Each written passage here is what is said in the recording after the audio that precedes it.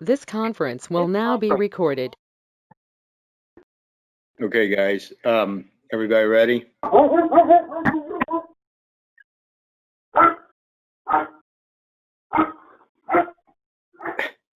Okay, this is the July the 13th, 2020 meeting of the Dayton town. We are holding this meeting by phone because of the COVID-19 health emergency.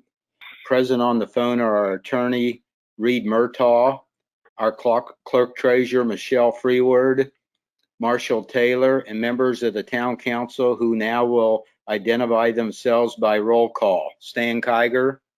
Here. Ashley Stevenson. Here. Jen Menengo. Here. Carla Snodgrass. Here. And I'm Ron Kohler, so all 5 members are present. Okay, first on the agenda is the town attorney and the ordinances. We have made the ordinances available on the town website. We have at least one resident who would like to comment on the animal control ordinance, so we will hear from her before we vote on that ordinance. Reed, would you like to start with the animal control ordinance, and then Scott can weigh in on it? Sure. Yeah, so we have already in the town code adopted the Tippecanoe County Animal Control Ordinance as amended, which means that when Tippecanoe County changes their ordinance, that change also applies to us. But we need to take that additional step to update the ordinance on our end so that the current ordinance is reflected in our town code when that gets updated. So Marshall Taylor brought this to my attention, and we have really just taken that step so that we now have, after this is adopted, we'll have the updated ordinance. And then secondly, we just wanted to make sure that the Tippecanoe County Sheriff's Department can enforce the animal control ordinance and that the Sheriff of Tippecanoe County has the ability to assign an animal control officer who can enforce that in the town of Dayton for us. Any resident comments or proposed changes to the ordinance would be best addressed to Tippecanoe County.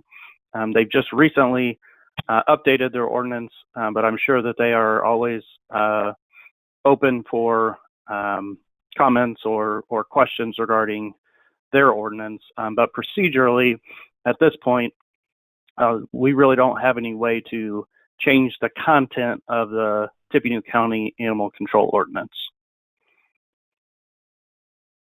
Okay, thank you, Reed. Any more comments, Scott or anybody? Yes, this is Marshall Taylor. I'd just like to add that this ordinance has been in effect in excess of 6 years. Nothing drastic has been changed or written in it. Some of the fines and penalties were increased, and several other enforcement items were strengthened to help animal control do their job. The town of Dayton and the residents won't see any drastic change. The Dayton Police Department is still the primary person that you will call if you have an animal problem. We will do our best to take care of these issues within our department before getting the animal control officer involved, which means, if there's loose dogs, things of that nature, we're going to respond to those calls and attempt to find an owner. The most important part of this animal control ordinance, what it allows us is it gives us access through the animal control officer of the county to house an animal until its owner can be found, because we have no means of maintaining or taking care of animals on a temporary basis within the town.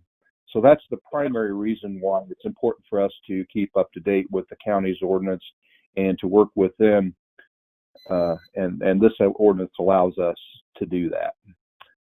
I am aware that there has been some issues raised by one resident in regards to the inoculation policy for rabies, and I talked to the animal control officer, and it is a little confusing, but we understand what the state law is on that and concerning that, about when the inoculations and when the vaccinations are supposed to take place. So I'm sure that in the future, at some point, they'll be addressing that, but rest assured that we will be following state law in regards to vaccinations. Okay, thank you, Scott. Jen, do you have somebody who wants to speak on the line? Yeah, I have one person on the phone that wants to talk, and then I have one comment to read. Okay. Not to read, but I need to read it. Okay, I'm going to unmute Natalie. Natalie, I forgot to tell you in our email that I think you probably need to state your name and address and then your comment. But you're unmuted. Go ahead, Natalie. Okay. This is Natalie Steele, 749 Walnut Street. Can everyone hear me okay? Yes. Yeah. Okay. I just had a concern about the animal control ordinance, particularly just because, you know, we go by Tippecanoe County's ordinance, but seeing as we're in town limits, we do have some slight differences than some county residents do, where, you know, we're kind of in closer proximity with neighbors than some people further out in the counties. But I wasn't sure how we were, if it was going to be handled at all, about we have a lot of dogs that get out regularly, and because animal control isn't called or police aren't called or anything, there's no nuisance reported. It's just posted on Facebook. But they're regular animals that are getting out, to the point where, like, I've been told regularly by people that live around our neighborhood that, you know, just take my dogs elsewhere if I want to walk them, because I can't walk my dogs with all the dogs that get loose all the time, because people don't leash them or don't fix their fences, and they're just fine with their dogs getting out because their dogs are, quote, friendly. But no one reports the dogs being loose. They just post them on Facebook saying, hey, do you know who this dog belongs to? And my dogs are service animals, so I have to walk with my dogs. So it's not just walking them for their exercise, it's walking them because I need them. And so when I'm walking my dogs and a loose dog is running around the neighborhood, I can control my dogs to a point, but if a loose dog sees 200-pound animals, they get on the defensive no matter how friendly they are. And I get told by multiple neighbors to just take my dogs somewhere else if I want to walk them. So is there a way for the loose animal ordinance to be enforced with it not just being called into animal control, but being monitored, seeing how often some of these animals are being reported loose online?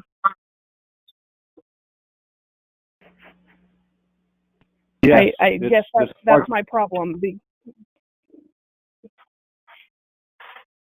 Are you Scott, done? you want to answer that? Yeah. This is Marshall Taylor. Mhm. It's very simple. It's very simple. The key is you have to pick up the phone and call the Dayton Police Department and report a loose animal, and we will deal with the situation. Okay. We can't deal I with guess it that's if it's not reported. We can't deal with a problem that's not reported. People choose Okay, to go to Facebook. People choose to go to Facebook because they don't want the consequences if the police get a hold of an animal and face a fine or that the dog may be impounded. But that's I get that because they don't consider it neighborly, but then I get told to take my service animals elsewhere instead of being able to walk down to the post office to get my mail. If you find a loose dog that's not being contained or monitored, then by all means call the police department. Okay, it's just I mean I can sign on regularly and see the same dogs being posted every week that they get out every week. What And we have to realize is that the internet and social media is not the proper way to notify law enforcement. So just because it's being posted on there doesn't mean it's getting to law enforcement. Yeah.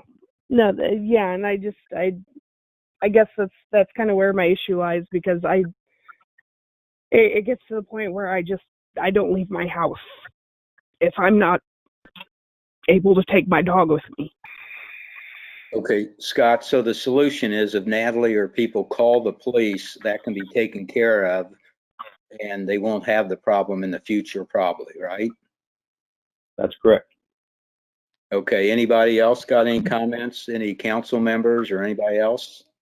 I have to read, Ron. Okay, good. This was emailed to me from LaDonna Snyder, 742 Shady Lake. I brought this up at the previous council meeting, and I am wondering if anything has been done about correcting the animal control ordinance. Rabies vaccine requirement is in opposition to the state law, which reads, all dogs 3 months of age and older must be vaccinated against rabies. The rabies vaccination of a dog shall be maintained by ongoing revaccination of the animal as follows.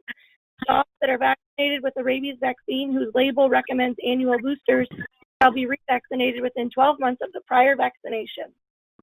Dogs that are vaccinated with a rabies vaccine whose label recommends a booster 1 year later and triennially thereafter shall be revaccinated within 12 months of the first vaccination and shall be revaccinated within 36 months of each vaccination thereafter. https://www.in.gov/rabies/p350.htm. The animal control ordinance states that a dog must be vaccinated before 3 months of age. The reason for requiring vaccines after 3 months of age is because dogs' immune systems are not fully developed before 3 months of age, which means that a vaccine does not give long-lasting immunity. So a dog vaccinated before 3 months of age can still get rabies several months later. After 3 months, rabies vaccine will give immunity for at least a year. The animal control ordinance does not specify whether the vaccine was labeled for 12 months or for 3 years.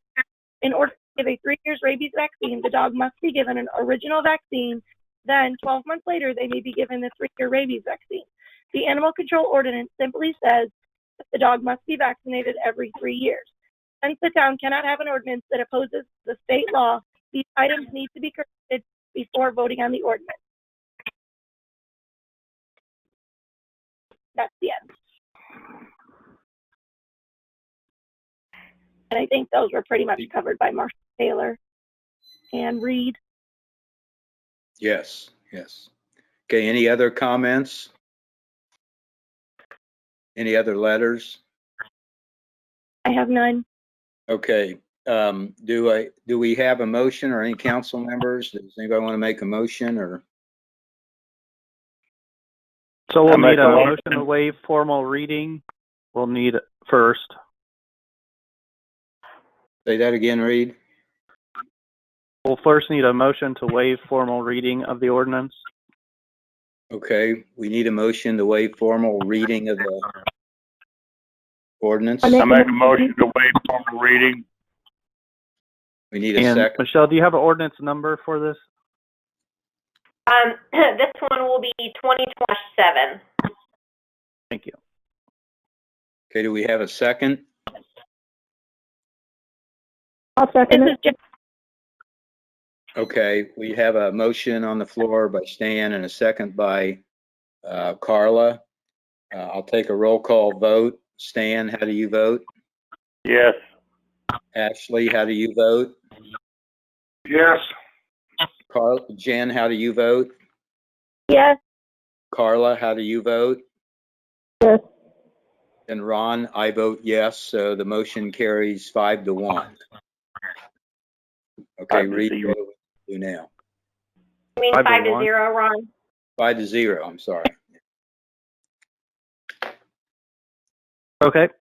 And then we need a motion to adopt ordinance 2020-7 on first reading. Okay, This who is makes, Jen. I motion that we adopt ordinance 2020-7 on first reading. we have a motion, we need a second. I second. Okay, we have Jen made the motion, Stan seconded to adopt this on first reading, ordinance 2019-7. I'll take a roll call vote. 2020-7. Yes, yes. Stan, how do you vote? Yes. Jen, how do you vote? Yes. Carla, how do you vote? Yes. Ashley, how do you vote? Yes. And I vote yes, so it passes 5-0. All right, so now we just need a motion to approve ordinance, or to adopt ordinance 2020-7. This is Okay. Jen. I make a motion to adopt ordinance 2020-7. Have a I motion. second. Okay, Jen made the motion, adopt ordinance 2020-7, and Stan seconded. Take a roll call vote. Stan, how do you vote? Yes. Ashley, how do you vote? Yes. Jen, how do you vote? Yes. Carla? Yes. And I vote yes, so it passes 5-0. Okay. Reed, do you want to explain the next thing we have on the agenda is the golf cart ordinance? Do you want to explain that, please? Yes. So the change to the golf cart ordinance is in paragraph J. The change will now require all passengers under 10 years old to have a seatbelt. If a golf cart is not manufactured with a seatbelt, then, or a seatbelt can't be installed, according to that golf cart manufacturer's instructions or the seatbelt manufacturer's instructions, then children under 10 just cannot ride. And if the operator using a golf cart in which there is a passenger who is in violation because they don't have a seatbelt on, it's the operator who would be in violation of the ordinance. Okay, thank you. Do we have any comments or discussion?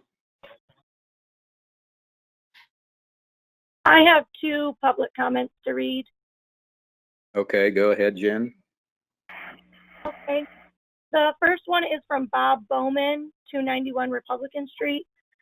He contacted Michelle, and then Michelle emailed me. Bob says he thinks that the time not allowed to ride should be 10 p.m. to 6 a.m., not 12 a.m. to 6 a.m.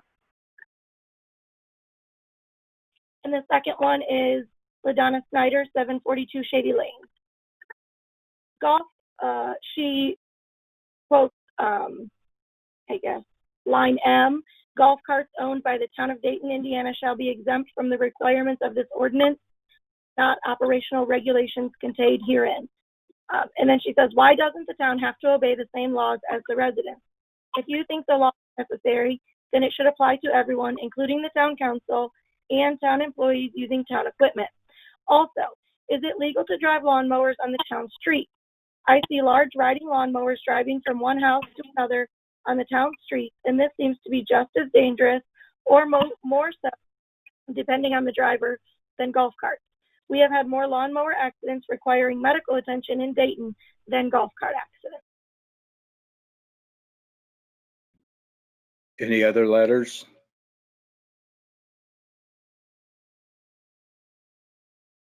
Jen? No, I'm sorry, no. Okay. Okay, do we have any comments from the council? Or, I have a comment. This is Ashley Stevenson. okay, I've said it before. I think we need to defer to, state standards on this matter and not be pinpointing things like this in our ordinance. I think it needs to just kind of go along with what the state recognizes, and that seems to work for many, many communities in the state of Indiana. That's all. okay, anybody else got a comment? This is Jen. I just wanted to point out in reference to LaDonna's letter, we changed the part about, I'm sorry, let me see, where it says golf carts owned by the town of Dayton, Indiana shall be exempt from the requirements of this ordinance. That was already in the old ordinance, so that's not something we changed. I just wanted to point that out. Okay, Yeah, and then thank you. also, the town does, what that means is the town does have to obey the same laws as the residents. The phrase, but not operational regulations contained herein, means that Section 3, which regulates operation, is entitled Regulation of Operation of Golf Carts on Town Street, applies to both residents and golf carts owned by the town. So really, that, if you read that, the whole language is golf carts owned by the town of Dayton shall be exempt from the requirements of this ordinance, but not operational regulations contained herein. That means that, and Marshall Taylor, you might want to add to this, but the way I read that is that the operational requirements, once you're in a golf cart, the same rules apply to residents and anyone who would be operating a golf cart owned by the town. And then also any golf cart that was owned by the town should only be used for an official town purpose. And any town employees or appointed or elected officials have those employment or ethical guidelines to follow in those regards as well. But the way I read it, they would have to follow everything in Section 3. Same rules apply to golf cart or to seat belts. Okay. Okay, anybody else have any comments? But the town would still be exempt from required equipment. The way I read that paragraph. Correct. So the town can have golf carts without headlights, turn lights, tail lights, rear view mirror, and slow moving vehicle sign. So the town is not being held to the same standard as residents, correct?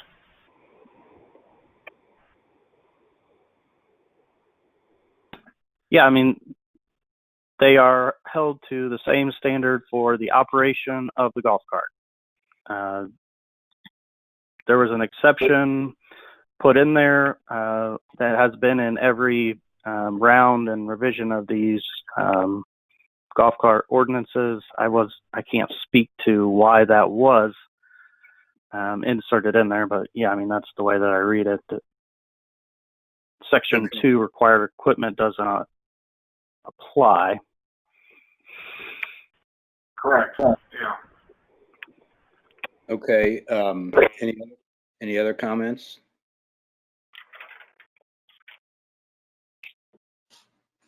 All right, does anybody want to make a motion to adopt this, put this clause back in? And I make a motion to adopt the new golf cart ordinance. okay, we have a All right, motion. so for this is 2020-8. So I'll need a motion to waive formal reading for ordinance 2020-8. You want to make that, Stan? I make a motion to waive formal reading of 20-8. We need a This is Jen. second. Okay. You seconded, Jen? Yes. Okay, Stan made a motion to waive the reading of ordinance 2020-8. Jen seconded. We'll have a roll call vote. Stan, how do you vote? Yes. Ashley, how do you vote? Yes. Jen, how do you vote? Yes. Carla, how do you vote? Yes. And I vote yes, so it passes 5-0. Okay, Next we'll need a motion to adopt this ordinance 2020-8 on first reading. This is Jen. I make a motion that we adopt ordinance 2020-8 on first reading. I second it.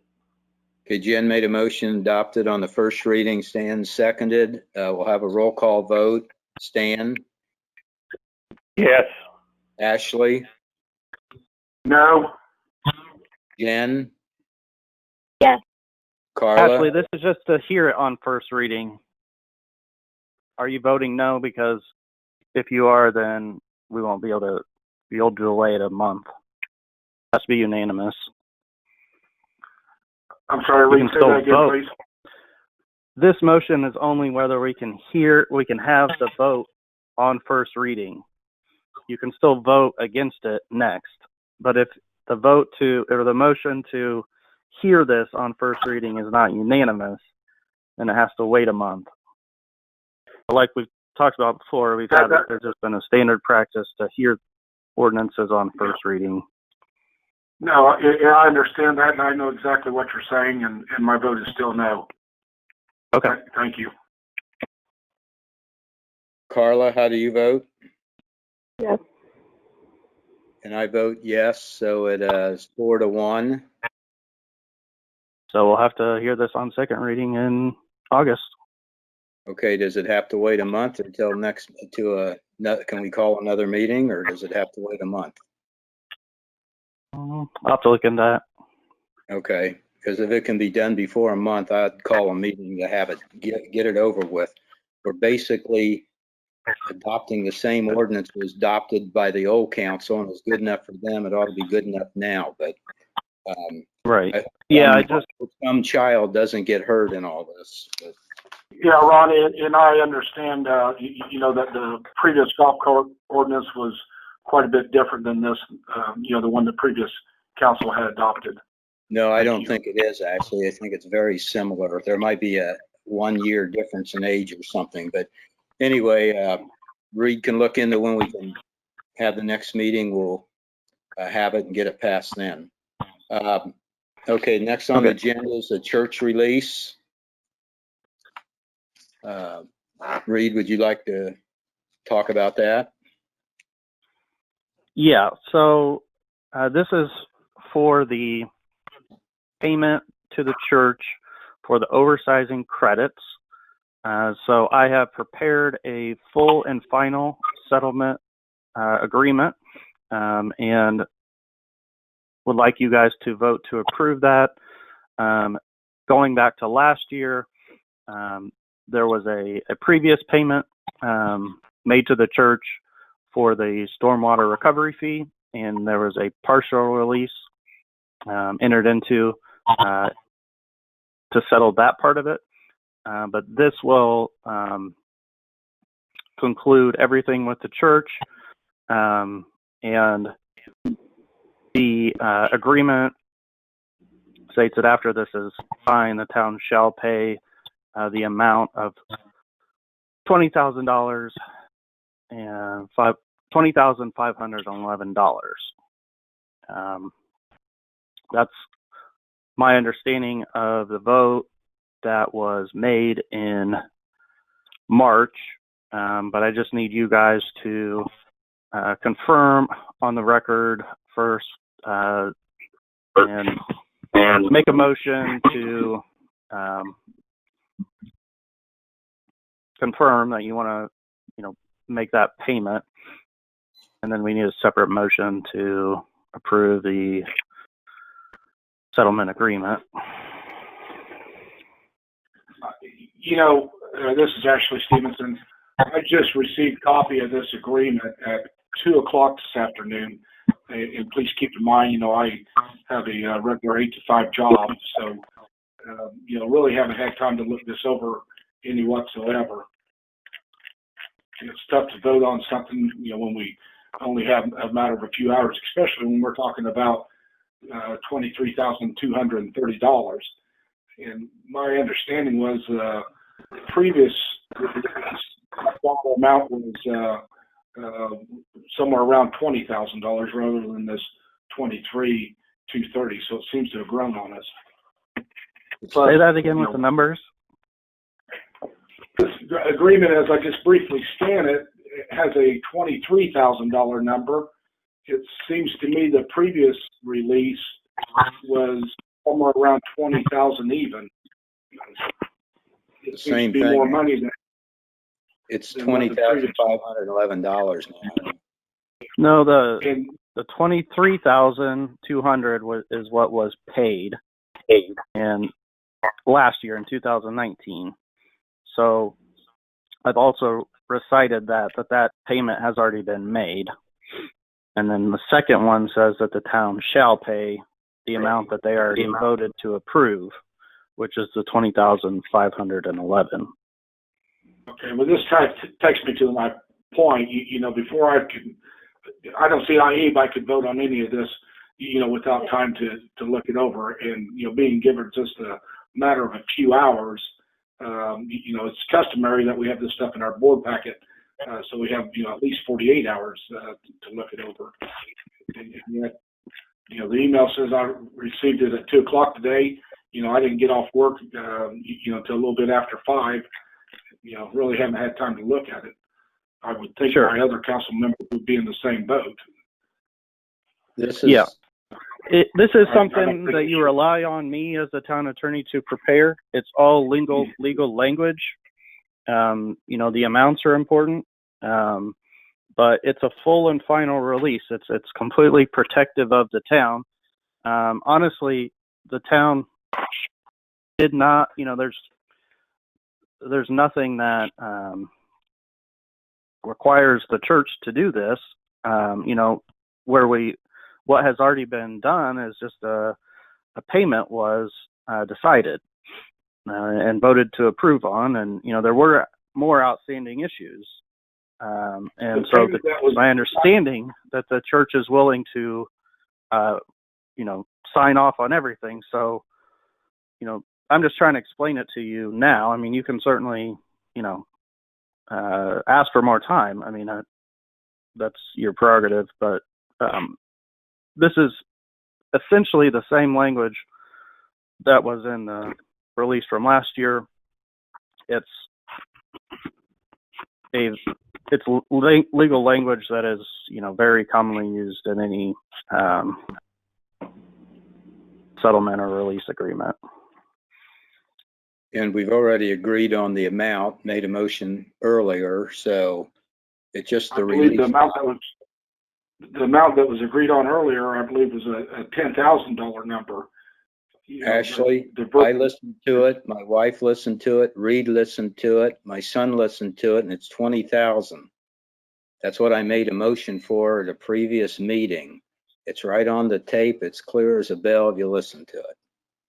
This is Jen. I also listened to it, and it sounds nothing like 10,000. If anything, it sounds like 20,000. But it's definitely 20,000.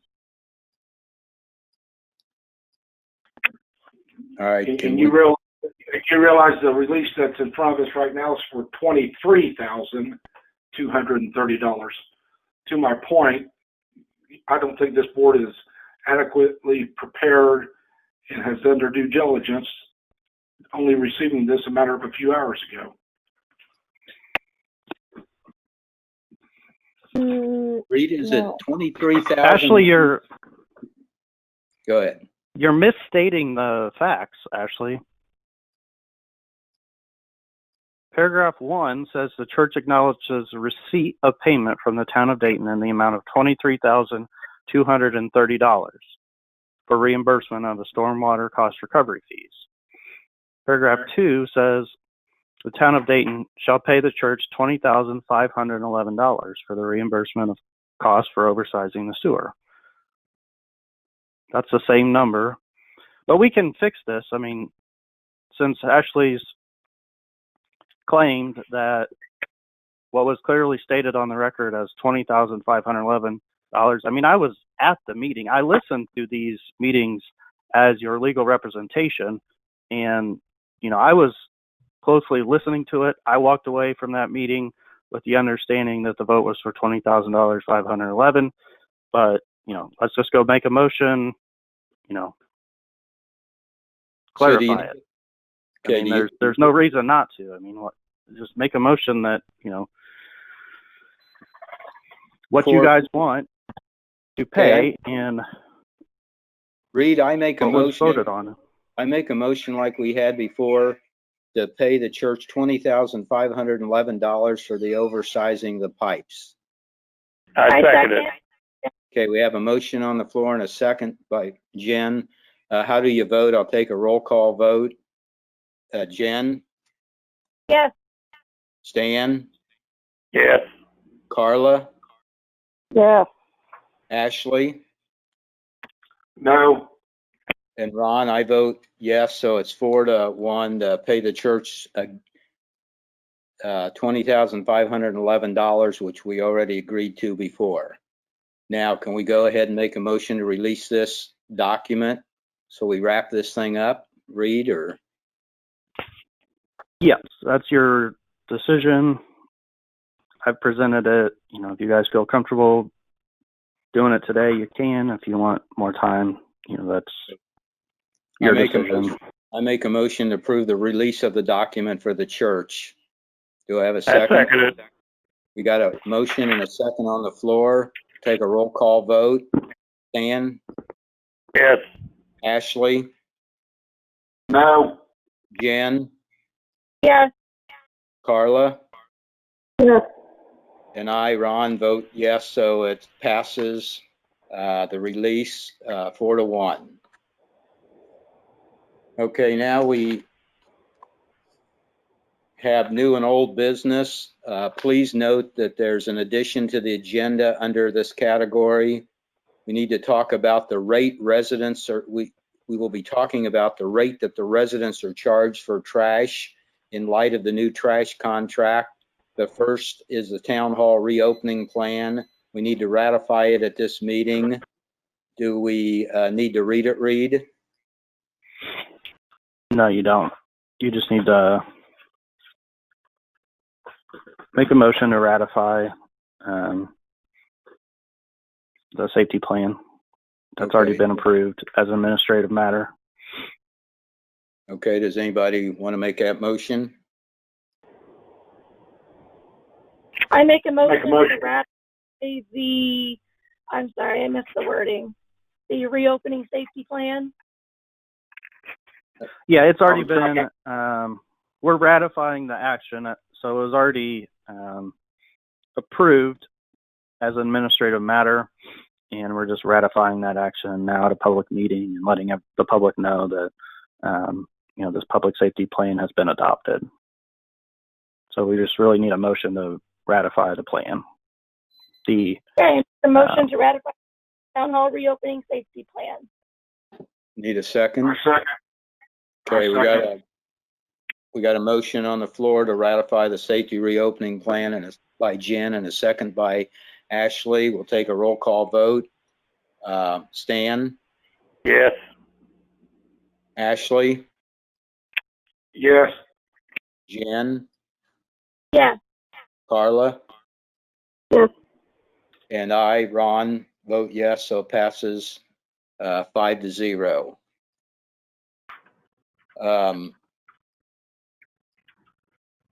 Does anybody have any comments? One thing I noticed in the plan, it doesn't discuss the office hours. Michelle, do you have a suggestion for the hours? The office hours are on the bill and posted online and posted on the door. It's Monday through Friday, 9 to 4. Evening hours are available via appointment only, and immediate assistance can be either reached by personal messaging me or emailing me on my clerk email. Okay, good. Good with those hours as long as this health emergency is going on. Okay, the next thing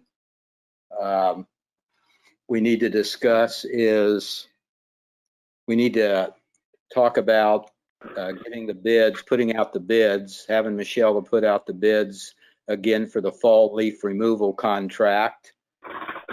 We probably need to publish it, and then do we need to publish it, and do we have any comments on it? I would presume we'd keep it the same. We do it each 2 years and it works out pretty good. We just keep it the same and let it out for bids. Ron, I'd like to make a comment. This is Ashley Stevenson. Okay. I don't know that we should go to the expense to publish a newspaper. You know, we're talking about a contract that more than likely would be a, I think we've been paying $4,000 or $5,000 a year for this. So relatively speaking, it's a small dollar contract, but I would certainly encourage, soliciting quotes, publishing specifications and soliciting quotes from, people that would be interested in it. And, I think if we get, 4 or 5 quotes that would meet preparedness. That sounds probably okay as long as it's okay with Reed. Yeah, it's fine with me. Okay. I think Mark Harlow has specs. You need to ask him. I think they work pretty good for us. I don't know if anybody wants to make any changes to it, but we've honed those specs over the last 3 years. But Mark has those specs.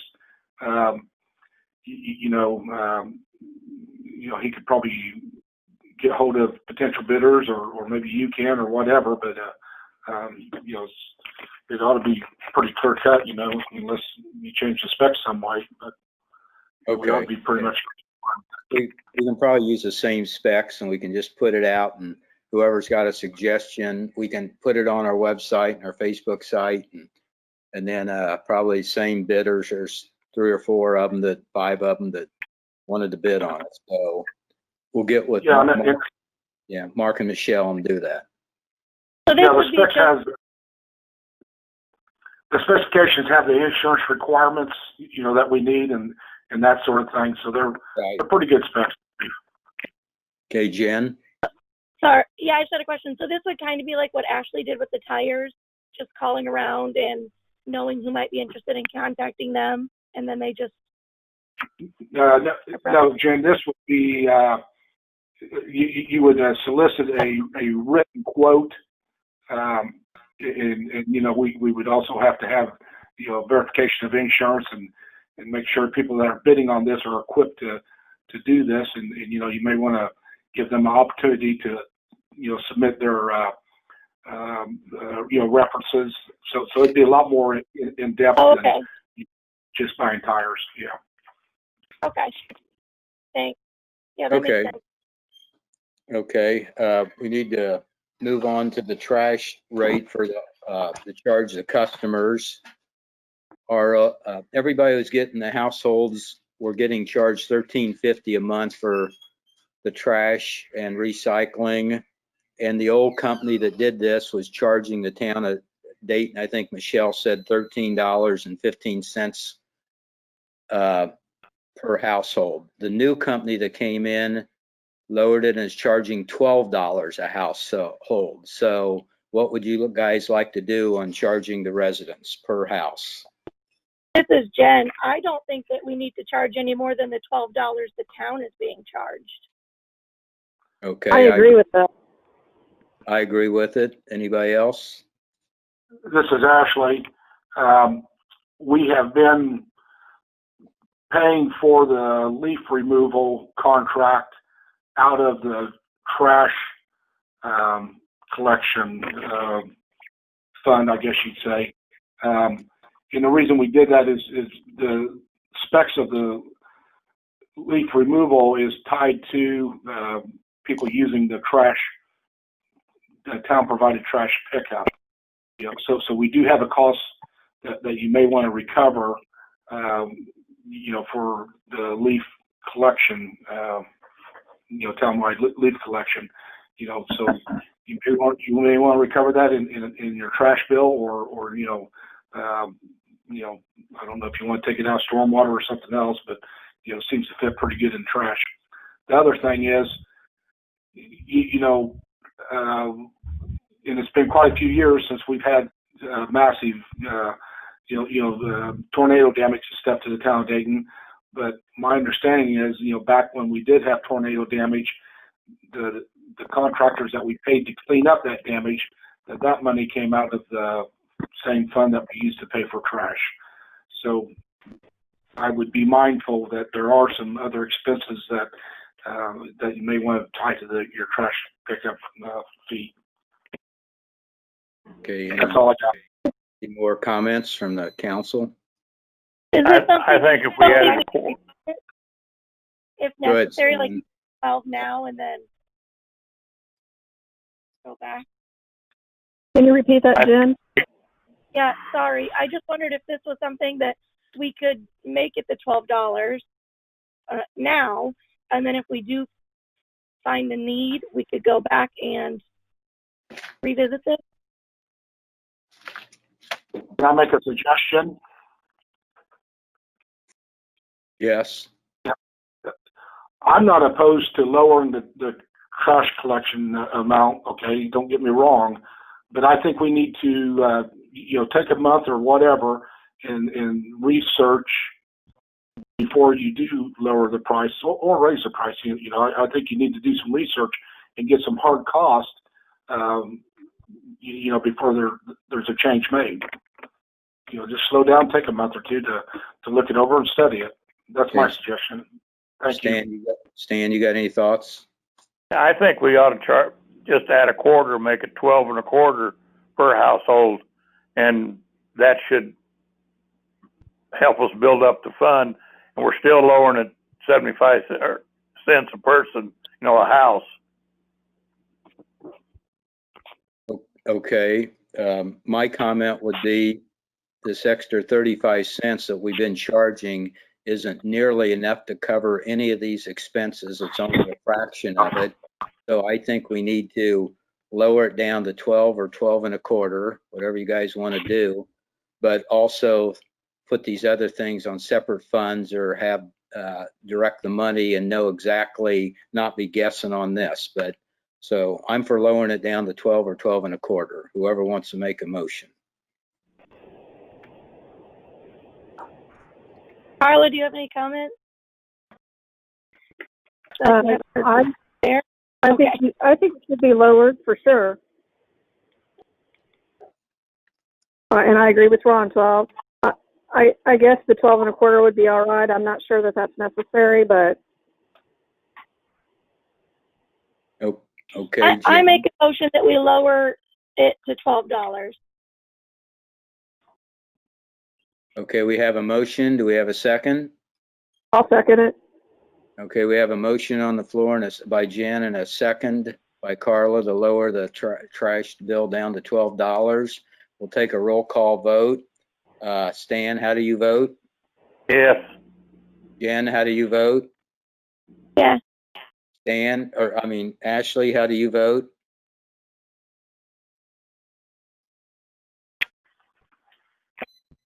I will Ashley? abstain. Okay, Carla, how do you vote? Okay, Carla, how do you vote? I didn't hear what Ashley said. He's abstaining. Oh, I see. I will vote yes. And I'll vote yes, so it's 4 in favor of lowering it to $12 and 1 abstain vote, which means that's recorded as a yes vote. It goes with the majority. So, okay. The next thing on the agenda is the, let me check here, is the allowance docket. Do we have a motion? I've got something on this new and old business. Okay. On Yost Drive, I think we need to stop all engineering and all work on it until we get a complete fiscal plan to know what really going to cost the town and if the town has the money to pay for it. I have never seen anything saying that, that we can afford it. I've heard that we cannot afford it. So I'd like to have a better plan on to know where we stand on that. We haven't had a balanced budget or a balanced books in this town for 2 years, so we don't even know how much money we have. Okay, Stan. It's not on the agenda tonight, but we can certainly add it for another meeting. This is under new and old business. Yeah, those still have to be specified, what items you want under there. So, you can certainly raise it, but my recommendation is to add it to as an agenda item for another meeting. Anybody got any comments? I have a comment regarding Stan's comment about things not being budgeted for 2 years. That's a downright lie. The bank recs were off balance when I took over in 18, so I'm not going to go through that again, but our bank account has more money than what fund is showing. So it's not saying that we don't have the money, it's something internally. So it has nothing to do with the town not knowing what they have. What we have in our bank account is what we have. And you also need to double check, because I was pretty sure when that contract was signed with Yost Road regarding the engineering that you could not back out of the engineering. You could maybe do something when the engineering is done, but once the engineering contract was signed, that's it. If you don't have the money, you better find some way to come up with it. That's completely different than the construction of the road. So I don't think no matter what, we still have to follow through with the engineering. Oh. Yep, let's put this on the agenda for another meeting. Let's move on. Does anybody else have any comments? I think Reed and everybody, I want to say something here. I think that I've been talking downtown. Wait a minute, Ron. Are we going to put this on the agenda for a future date, or are we going to discuss it now? Well, I'd like to, since Stan brought it up, discuss it now, because I think we're at a critical time that we might not be able to wait to a future date. Well, I don't think, getting it on a future agenda like, next month or something like that is out of place. I don't think, the world's turning that fast on this. And I agree with Michelle, and we have, this council has made commitments to the engineering portion of this that I think we would have to look at pretty close to try to cancel any of that stuff. I agree with Reed that this entire topic should be put on a future agenda, whether that's next month or whatever, and not at the last minute, so people can prepare and get their facts and figures in order. Yeah, well, I did call BF&S and ask them, and they said there'd be no problem with, they're really not going to be doing much more for a whole year from now, so they could stop it now, and they were sure there'd be no regrets or anything. I did check with Sally Fay of Area Plan, and she said that we need to let her know really soon that there would be no problem with canceling it, so that she could then use the money elsewhere, and then she would help us do this project later when we felt comfortable and as we did it. There really needs to be, and she needs to know that pretty quick, and that's what I mean. Every day's been going by, and we probably should have talked about this a couple months ago, but there's a lot going on up there, so that everybody knows that the whole entire council, the area plan, all recommended denial of that rezone. Ashley, Mark, the council members talked. We went downtown. We talked to some of the commissioners. The area plan rep, Carla, put in her letter. The APC denied the rezone. The builders said they don't care if there's a road or not. They don't need one. The coalition wrote letters, and they still, we almost begged them down there to let us control that area so we wouldn't end up with nothing but humongous warehouses that you can see from 38. In fact, you can see the farm silos on the north side of Haggerty Road from 38. When you go by, look up there next time and see how obvious they are. So before we keep getting, a lot of residents have talked and everything, come up and I just talked to somebody yesterday from up there in Deerfield that's real concerned. We have dead end roads up there that go nowhere.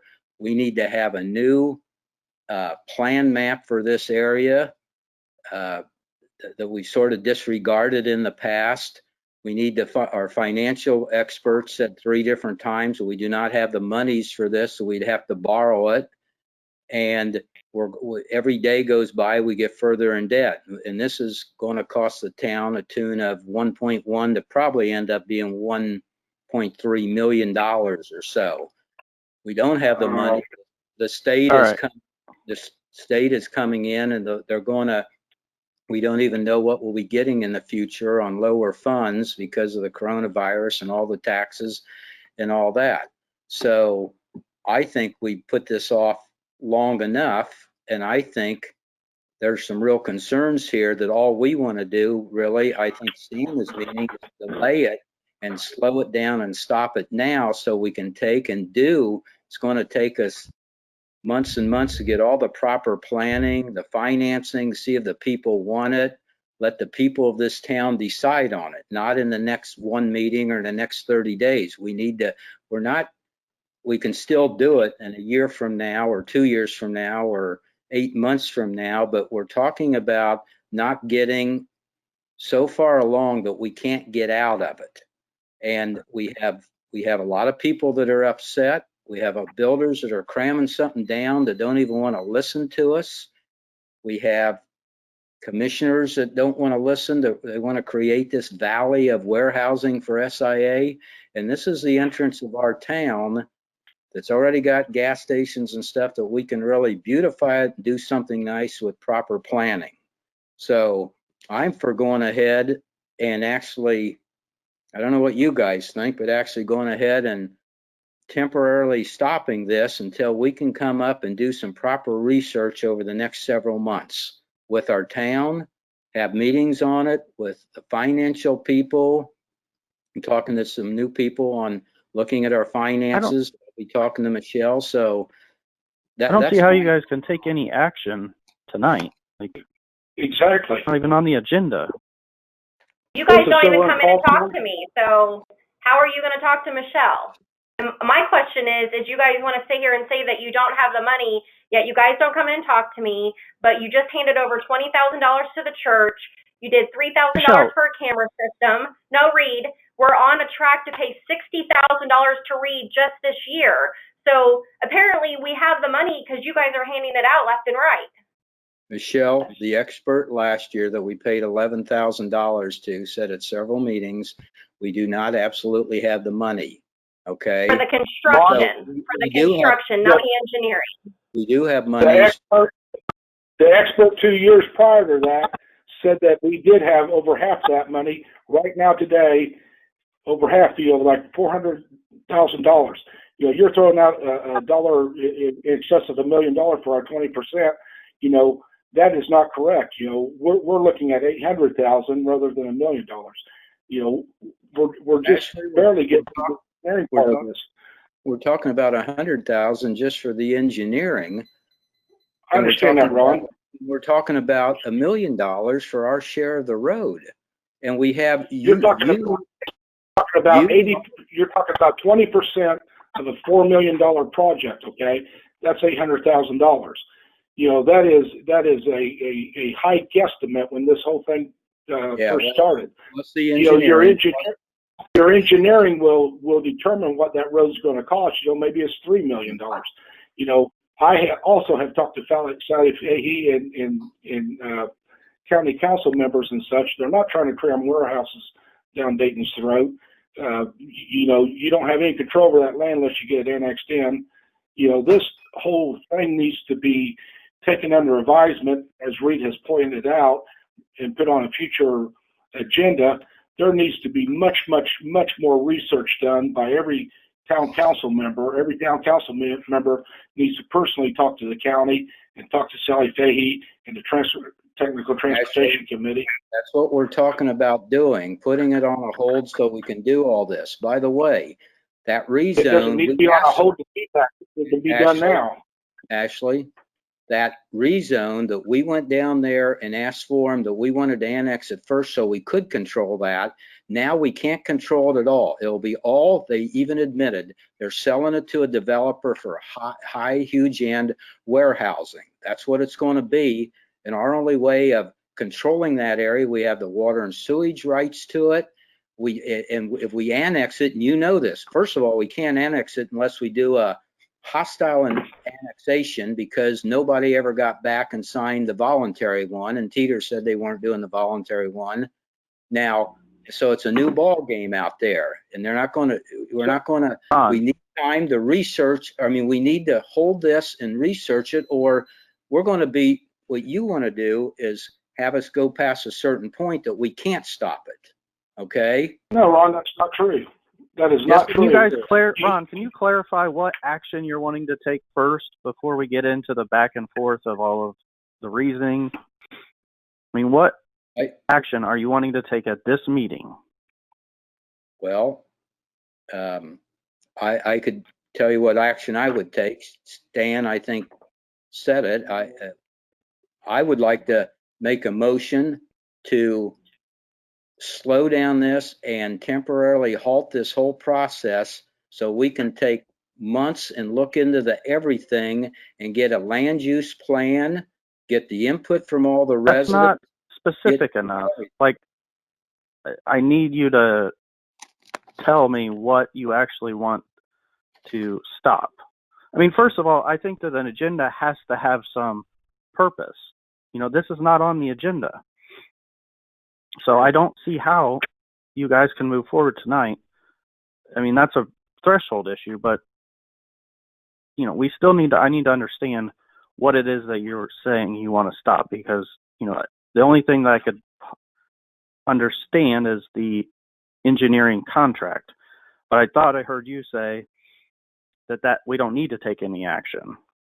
Yeah, that's already, that's all already done. No, it isn't done. The BF&S said we could stop it right now. Only a fraction of the cost has been done.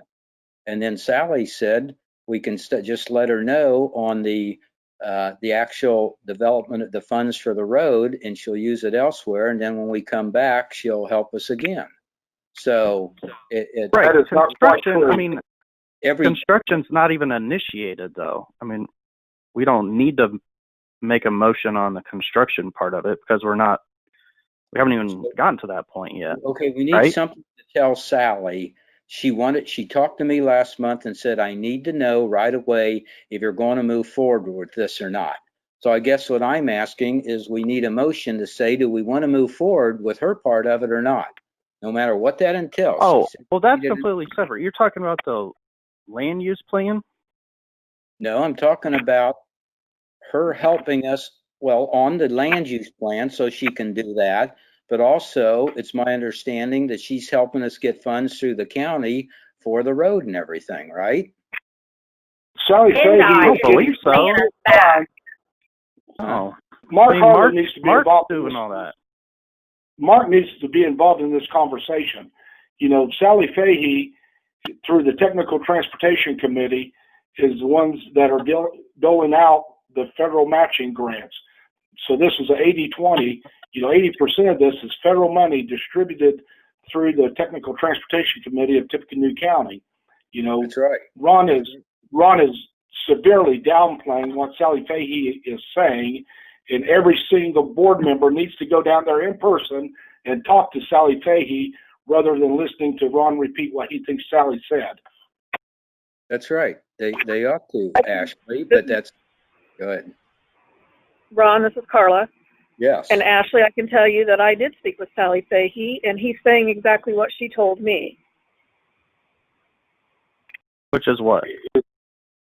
Exactly what Ron just said. I think it is quite sugar-coated. Ashley? I know that Mark and I have discussed the contract numerous times, and Mark is also under the same impression as Ashley and I are, that once that contract was signed, there's no stepping back of the engineering. So Reed needs to look over the contract, not just word from Sally Fahey. He needs to see the actual signed contract and look at that, because we were all under the impression, and I think Mark's even said that numerous times in meetings, that once that's signed for the engineering, there's no backing out. Yes, construction is a completely separate contract and it's like 4 years down the road, but this isn't something you just can't say no to. The contract needs to be looked over. My understanding from engineering- talking to Sally was that we are almost all the way paid. So can you clarify for us, Michelle, how much of it have we paid? I think For our share of what we're going to pay out is $125,000, and I don't think that we're that close. We're not. Okay. I think we paid. I mean, I can give you numbers tomorrow, but I would actually have to look to see what we've had out of pocket plus what we've received back for our 80%. But I don't think we're anywhere near what our share is. Michelle, I think you spent about 38,000, or I heard that from BF&S, and then our share is a portion of that. So that's a far, far, far away. That's why I'm saying we need to stop this so we don't keep, if we possibly can, so we don't keep getting bills and bills. And if Reed researches it, for some reason we can't get out of it, so be it. We can't. But we're talking about doing research and slowing this thing down at the idea is a motion to stop it, and so that we can research it and look into it. Wouldn't it be easier to ask Sally to come to the next public meeting and answer everybody's questions at once, so there's not he said, she said? Well, because we should be having a public meeting about this. You've got your area plan rep sitting here. That's what you got, an area plan rep to talk to her. You got the president of the board to talk to her, and and we know what happened on the streets we did in the town of Dayton. That cost us what, 100 and that's separate. 100 some thousand more because we didn't do it right. We didn't research it right. So this is why. So the only thing that you guys are worried about stopping is the BF&S contract for the engineering, right? And the grant money. That's the only thing that we have and the grant going money right now. for the Yost Drive. That is the. Why do you want to throw away grant money before you even find out the rest of the details? Why would you tell Sally Fahey that no, we don't want that matching grant of over $3 million? Well, actually, because first of all, she said we could do it later. Second of all, we've actually been talking about this for 2 years, and that's why we ran and got elected in here. So it's not just an overnight whimsical thing. You guys brought it up actually and didn't have much discussion, and it was all sort of set in stone when this whole thing happened. I don't remember any public coming up there and having a chance to say what's going to happen and what we're going to. You guys didn't even have a plan use, and the one we had, you just disregarded it and threw it out the window. And that's like Cindy or Sally said, we're in a pickle now. You know, we got to make. You're talking about two separate. A land use plan is separate from that road. You know, you're trying to mend the two together. The plan has exactly to do with that road, Ashley. The road clarifies what you use the land for and everything. You don't just run a road up there and not know. Why would you run a road up there not knowing what you're going to do with the land on each side and how to access and who's paying for it? If you're not going to get what you want in that area, why wouldn't you let the county put it in or the builders put it in? Why would the town put in a road that's going to say have 90% semis and warehouses on it? You know, the people I talk to every day seem to think, from what I've heard, you know, that they don't even want it. You know, so and showed a large portion of that being a residential area. You know, and that can and probably still will happen. this is more than, again, this is not That's on the right. agenda. You're gonna There's put- no transparency here. This is crazy. I mean, there's no transparency here. Yeah. It needs to be a separate meeting. Ron, Yeah. can I ask a question? Yeah. Go ahead.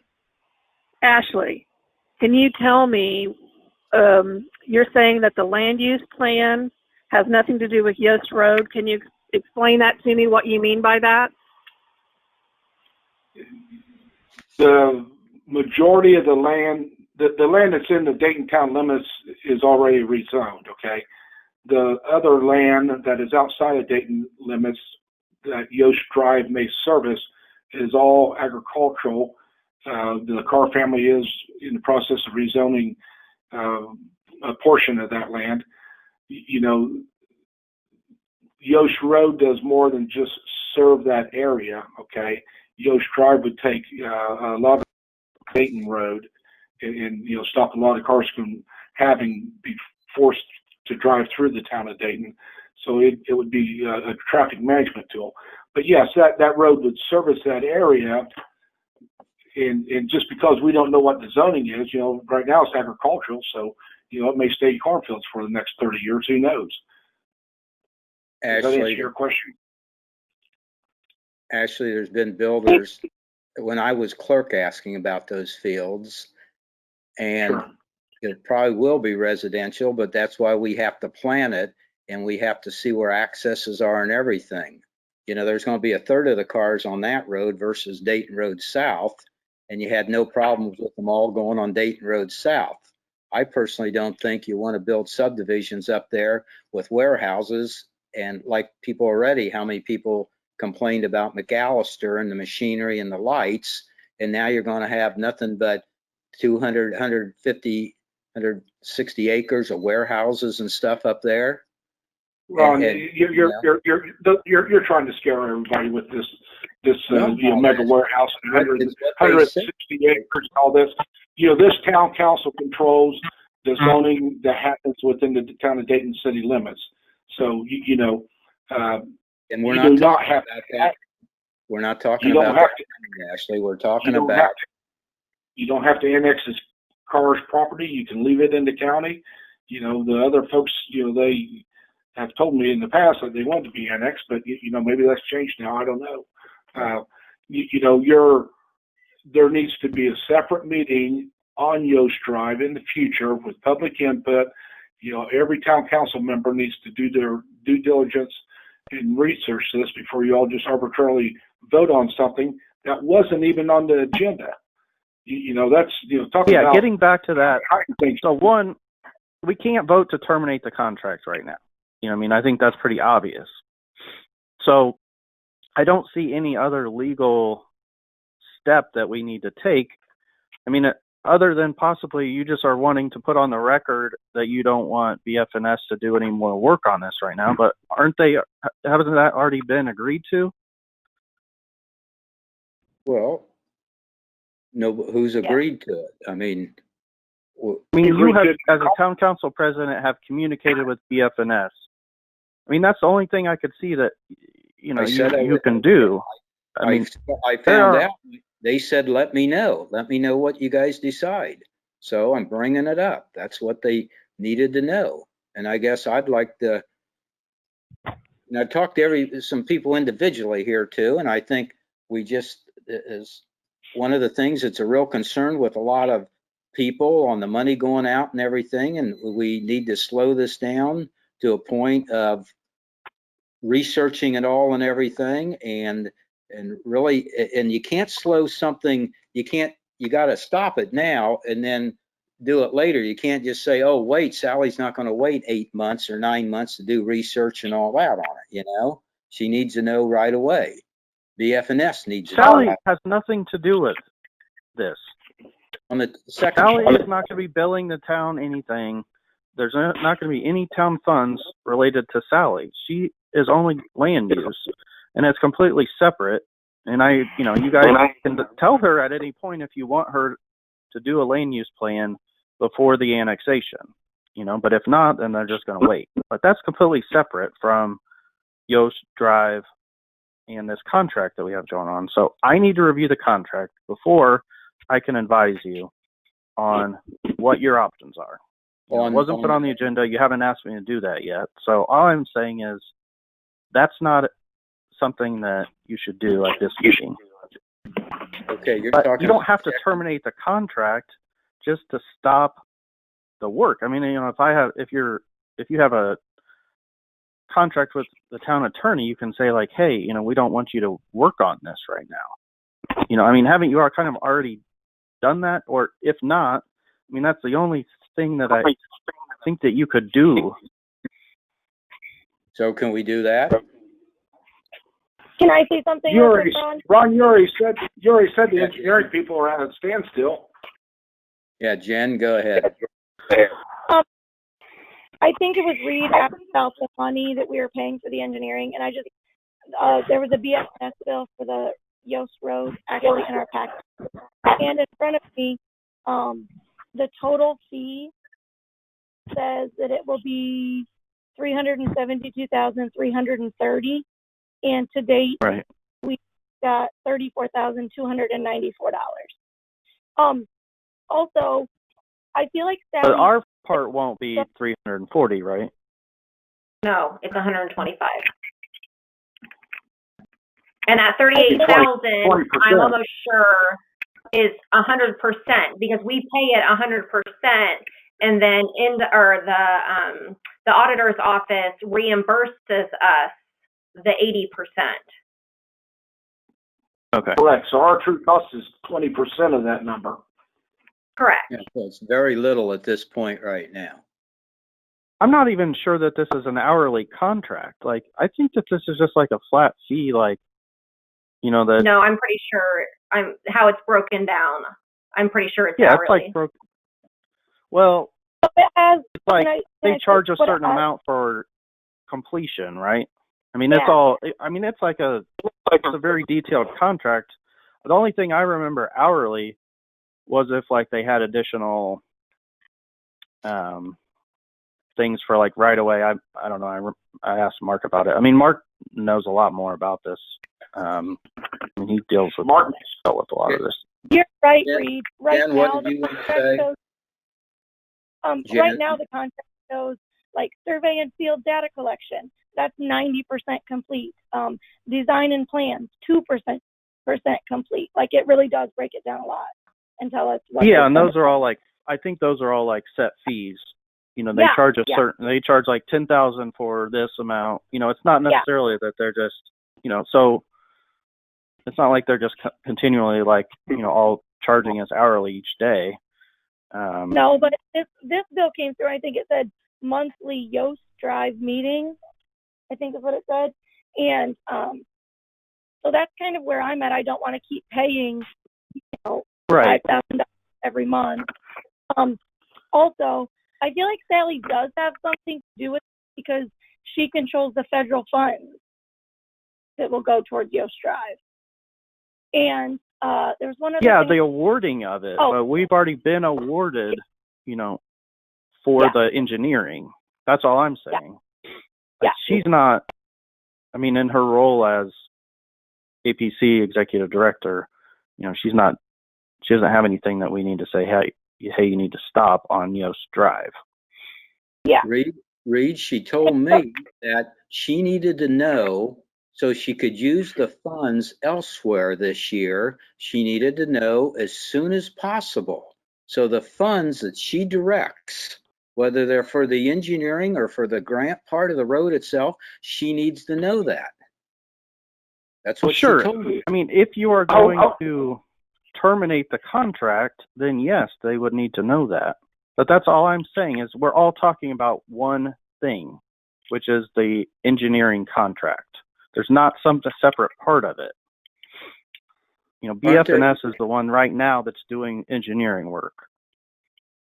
And if we're not going to complete that, then I'm sure that they would want to know because it's a partnership where we're paying part and they're paying part. And they would want to use those funds elsewhere. I agree with that. Jen, did you have something else? The way that I think Jen was wanting to talk.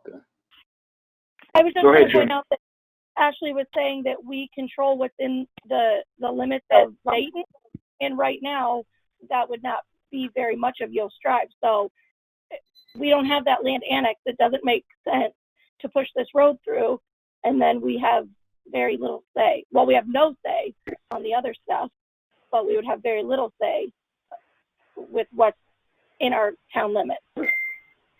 But what Sally said is, Jim- if you guys do want to complete the engineering, that should be good for another year or two.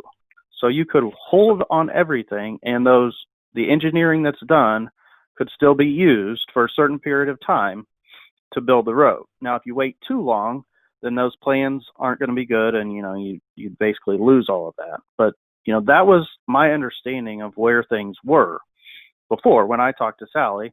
But if you guys are wanting to just look at terminating the contract, then that's a whole separate discussion. And Stan, you got any thoughts? So a couple no, things. Do what? Jan, on Yost Drive, yes, if it was to be today, that land is in the county. The town has made an effort to annex the land in. Obviously, if you're not going to annex the land in, then maybe we need to participate with the county on building Yost Drive. If you're going to leave that land out in the county, that's one thing. On the way Sally Fahey's the head of the Technical Transportation Committee, and they receive the federal and state monies. They don't receive, like $4 million for this year, and it all goes to Dayton. They may receive, maybe, 400,000 this year, and part of that's going to go to Dayton, and then they'll receive, some more money, say in year 2022 and more in 2023, and it extrapolates out over the next 5 years or so. They know what they're going to be receiving from the federal government. They earmark that money for the different projects, and Yost Drive being one of them. So, there's not a big pot of money sitting there right now today for Dayton, but as years go through and Yost Drive, different aspects of it, phases happen, that's where the money is directed to, Dayton for that road. So, I want to clear that. And Ashley, the amount that they've got there now directing toward Dayton, she needs to know whether she can use it for other things this year. That's why she wanted to know absolutely as soon as possible. Okay. And, we're talking about, I had even asked her, well, what if we don't do it? It's on the county's radar. Well, maybe they can do it in the future, and they can pay for it, and they can use these funds, and they can build the road if they want it. The developers aren't helping pay for it. Originally, developers a few years ago said they would help contribute. Now they don't want to. We're not. Let me stop you there. Let me stop you there. I think there's one business owner that is committed to helping us, and I think the second business owner will be asked at an appropriate time to also commit to helping. That's why I say there needs to be a lot more research done on this. Who's the second one, Ashley? Who's the first and second? Who are they? McAllister and McAllister said they won't give any. McAllister said they won't give any money. They'll help with some rental of equipment. Cars said they won't give anything. They don't give a damn about our road. I didn't say cars. They don't need our road, is what they said. Guthrie I didn't say cars. Do I? didn't say cars. I know. I didn't say car. Okay. In the story I heard from McAllister in the truck dealership are different than what you're saying. So. Yeah, and the truck dealership wanted us to put it in. They don't need that road. They've got access from, just like McAllister, from Hind Drive. Okay, so we're talking about spending a lot of their site shows otherwise, Ron. Their site plan shows otherwise. Ron, right now, we haven't had myself weigh in from the legal side. We haven't had BF&S explain this from the engineering side. We haven't had Mark Harlow weigh in. So, we're going to have the same discussion the next time that we go through this. So, Well, how about what do you want to accomplish tonight? okay, does anybody else want to answer this so I don't keep talking all the time? Stan or Jan? My or goal is to not spend any more money on this starting now until we've decided yes or no. Okay. Okay, So Carla? I believe, can you answer, Ron, whether you have already communicated that to BFNS, whether they are already on hold? Are you asking me, Reed? Yes. Yeah, I can. Yes, I talked to her and she said, just like Sally said, let her know. She's sure there would be no problem. They could stop tomorrow and that would be it. Okay. So she just said, But you haven't told them, yes, we want you to stop. That's what you're. no, I haven't told them because I wanted to get board approval or talk, the board needed to talk about it, which we're talking right now. So I think I'm sort of like with Jen.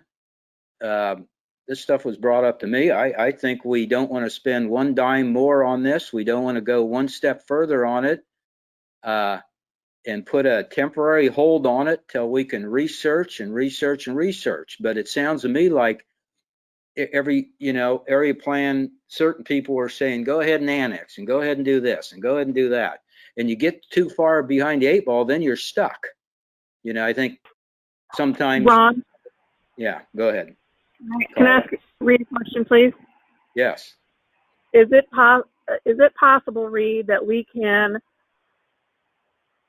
just ask BFNS to put this on hold until you can review the contract and not have those monthly meetings, and we can do the research and then address this at next month's meeting to get a better hold on things where everybody is, and then that just sort of. Yes, So absolutely. it actually is just, I mean, halfway is through that this, I was under the impression that do we Ron have had to already vote on done it? that. I don't think you would probably even have to vote on it, but you certainly, can. But I'm pretty sure that, if Ron tells BFNS, like, hey, we want to stop, like, they will honor that. Okay, so my question then to the rest of the board members, is that something that you would consider to put that on hold? But first of all, before we go there, I want to go on record saying I am not in favor of building this road. Not now, not with what I understand, not with what I know, not with what I see. I'm not in favor of this road. However, because it sounds like there's a legal issue, potential legal issue that needs to be researched. I think we might be best to hold off on making a decision, so to speak. Just ask BFNS to hold off, just put it on hold.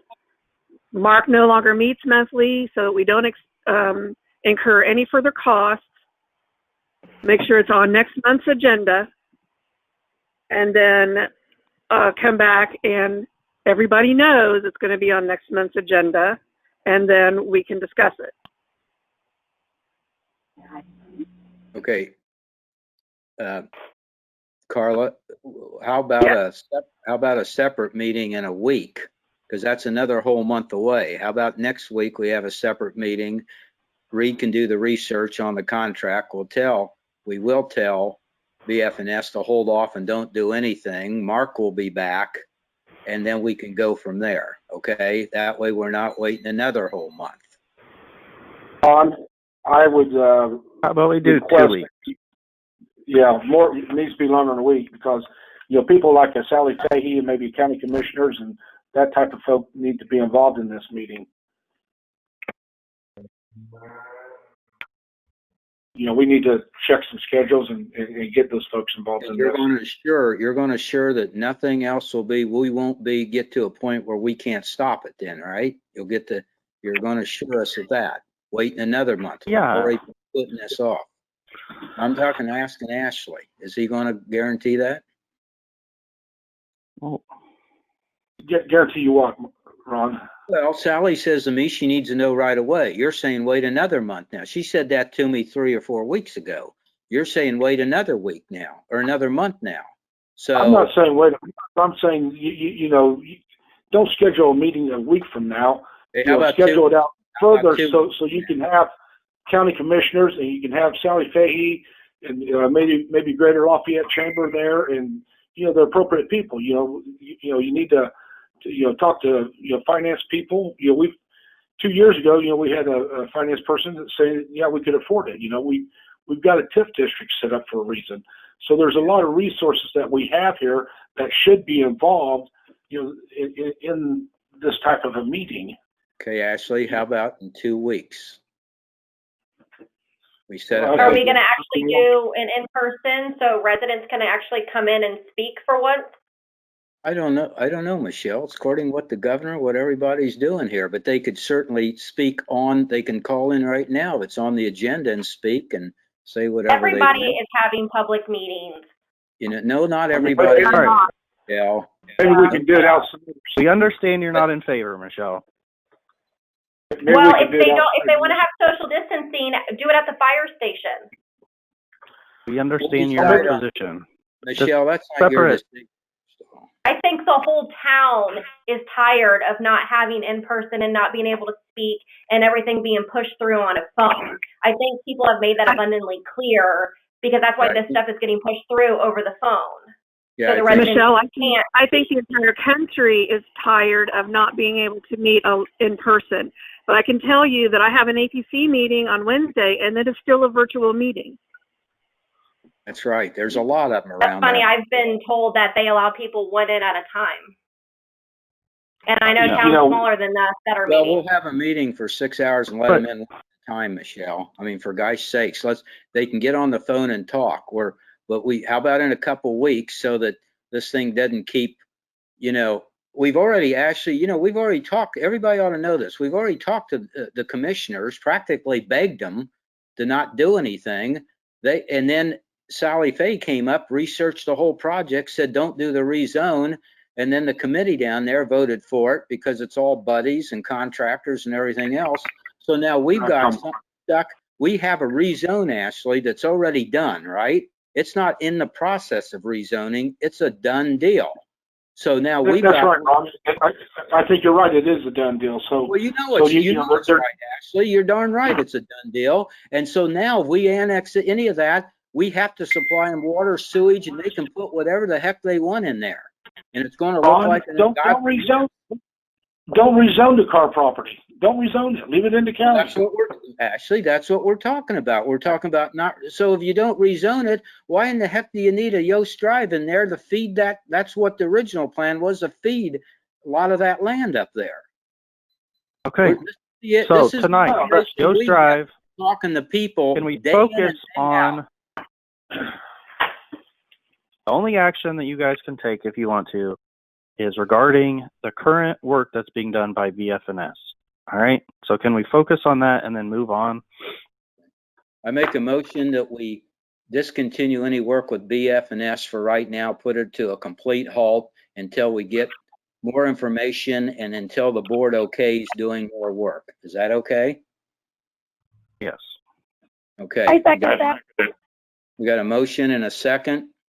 Okay, how do you vote? Jen? Yes. How do you vote? Stan? Yes. How do you vote? Ashley? No. How do you vote? Carla? Yes. How do you vote? Ron? I vote yes. So it's 4-1 that we put a complete stop on BF&S right now. Okay? For Yost Drive, correct? For anything with Yost Drive, yes. I would also like to have the approval that can talk to Sally, even if Ashley, or talk to Sally and say that we don't want right now, we don't want her doing anything extra till we can have these meetings and set up a meeting with her and stuff, that we're looking, like I told her before, that we were looking at doing this later after we do a lot of research and figure out where the monies are coming from and not put this town so far in debt. Can we do that? I think that's inappropriate. Well, of course you do, but You're talking about you want to let Sally know that you may terminate the engineering contract? we want to let I would think we'd want to let Sally know that we may stop the whole Yost Drive. She knows that. She said it's perfectly fine if you want to go through the engineering phase and wait a year or two. You know, there's Well, no rush for Reed, those. she told me not on the engineering, she said on that, but she also said she needs to know if we want to do the road or not as soon as possible, the way I understood, so she could plan No, with I her disagree with monies. you. I talked to her directly, and Yeah. I think that you And are what's- misunderstanding her on that point. I mean, yeah, Absolutely. Reed, go ahead, we Reed. can tell her, but they just rezoned this 10 days ago. I mean, you really think that that Sally is pushing us, that we can't have a meeting in 2 weeks? Like, I don't agree with that. You know, we're going through our initial process right now. I understand that if we are going to terminate the engineering contract, you know, we're going to need to let them know, and they would want to know sooner rather than later. But I mean, we have 30, 45 days on all of this. Is no one's going to be pushing us faster than that. And the second phase of it, yeah, we will need to let them know. But I mean, that's like, I would say 3 to 4 months we could do that. I mean, they're not even expecting us to get through the engineering in the next 2 weeks to a month. Okay, how about in 2 weeks, you'll have the information on BF&S and we decide completely to stop it completely or not once you get the information. In the meantime, Carla can talk to Sally and say that ask her if she's our rep, ask her if she needs an answer in those 2 weeks or can it wait for a month? If it can wait a month, then we bring that up at the next monthly meeting. How about Ron, that? Sally, the Technical Transportation Committee does not award the money to these projects until late fall of the year, like in November. Okay, I understand Sally would like to know sooner rather than later. Okay, I think you're misconstruing what she's saying. Again, these projects don't get awarded money until late fall, so we have plenty of time, to talk about this and decide, and then do whatever. So Reed just said a month from now, or first, about having a meeting. I'm saying on the Yost Drive part, can we have Carla ask Sally if that's okay, if she can wait a month for that answer? Okay, is that fair? If she says, no, I need it sooner, then we'll have to have it, we'll talk about it at an earlier meeting. If she says that, I would hope Sally would be at this special meeting we're going to have. That's fine. And answer questions and stuff like that. You know, Sally does not need an answer within the next, 3 days on this. Yeah, she told me. How could she told me a month Sally ago. say you guys have to? How could Sally force her hand here? Like, we're under contract. You guys are wanting to potentially terminate it, which is a significant event. How can she say, well, if you guys are going to terminate it, then I need to know? Like, what grounds does she have? I don't know. I just don't think that you're. I'm just talking. I talked to her, and she didn't express any pressure like that. Okay, so in a month we could have a meeting with Sally and talk about it. I'm just saying, if Carla's down there at a meeting, ask her, is it okay to wait that month in case Sally has miscommunicated to you and not me? All right.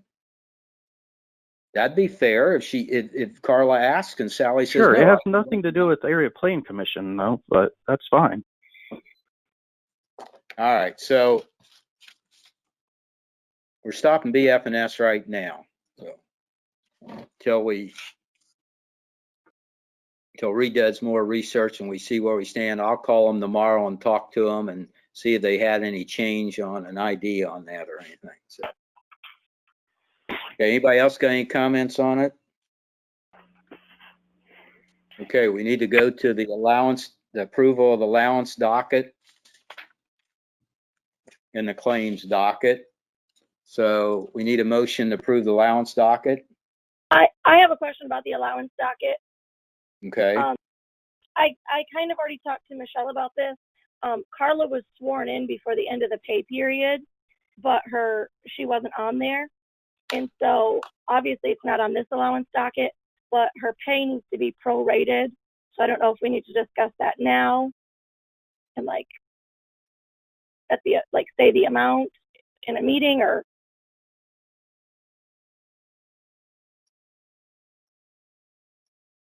So do you want me to explain that so everybody knows what you're talking about?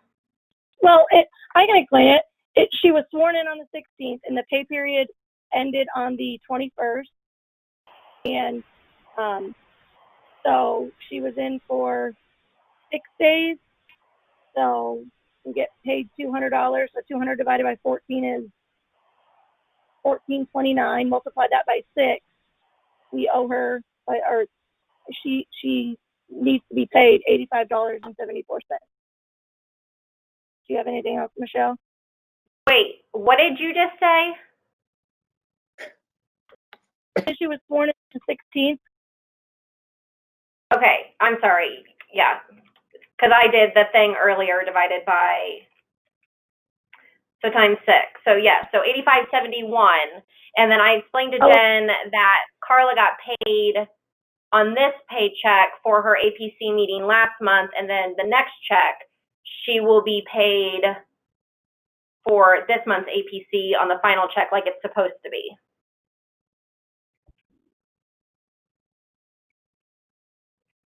But I didn't get her paperwork until I was already done with payroll, so that's why she wasn't on that last payroll.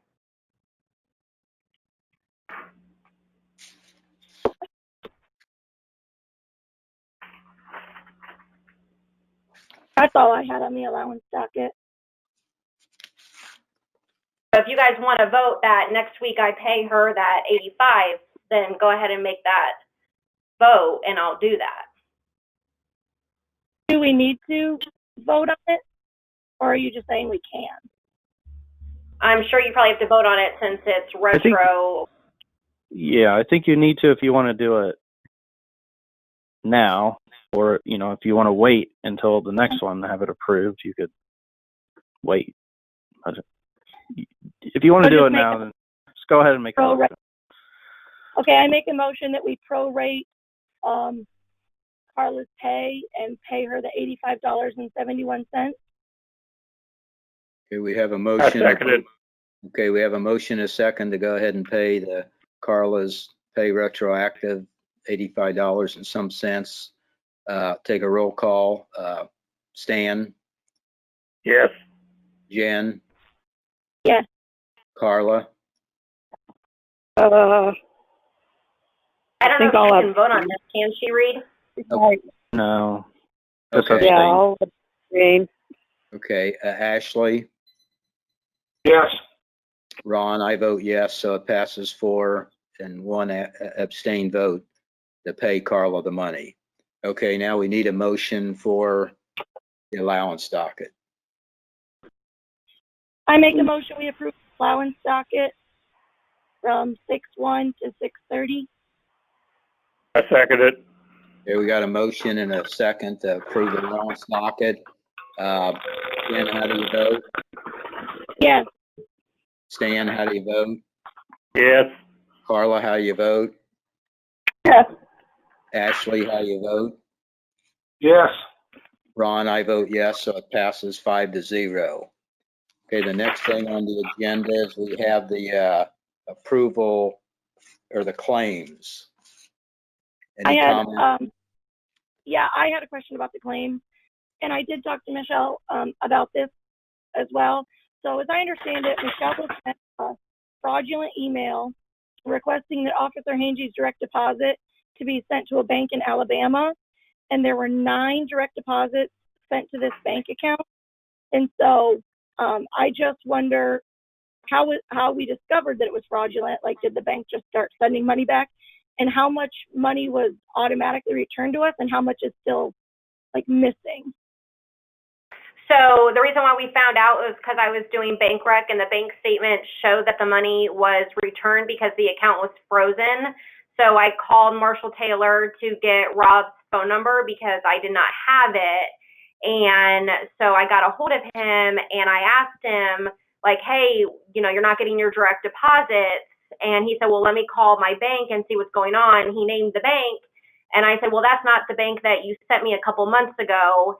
And then that's when I found out that it was not him that emailed me, because the email did come through and it did say Rob Hangy, and I was doing payroll that day. So 6 of the 9 have been returned. 3 of them, the fraud department with the bank is working with the bank in Alabama to get that money back.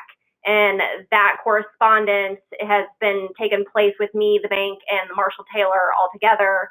And Marshall Taylor has also done a criminal investigation and all of that on top of it.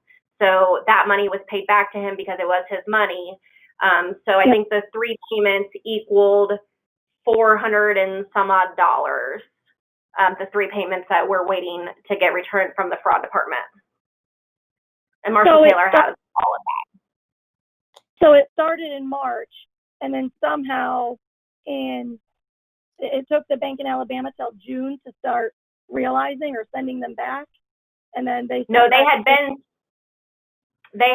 sent back to the bank, but I had not done bank recs for the past couple months because how we talked about how that was off balance. So after we talked at the last board meeting, I contacted State Board of Accounts and talked to Todd Codwell and got what he wanted us to do, so we did not have to go back and redo the bank recs all the way back to May of 2018. So he gave me instruction on how to proceed. So I went to go finish the last 3 months of bank recs, and that's when I pulled the bank statements and found that they were being returned.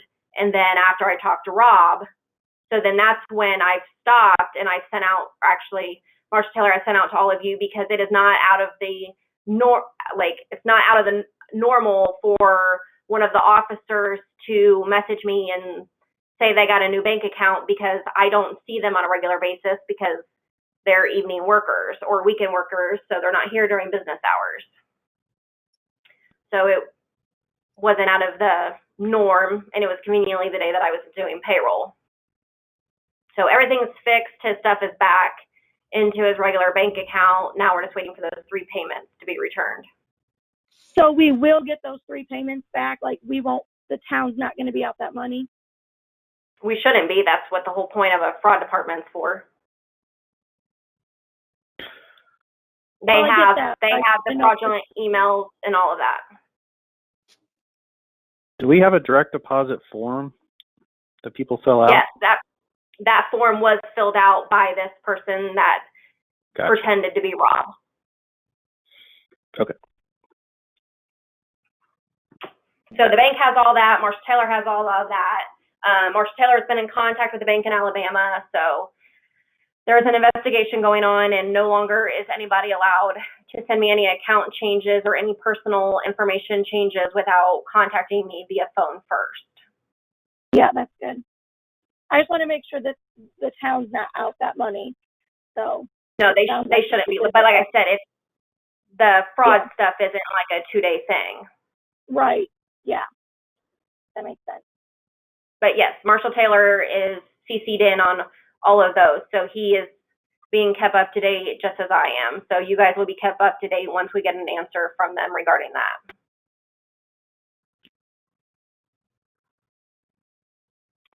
Okay, Jen, any more questions or?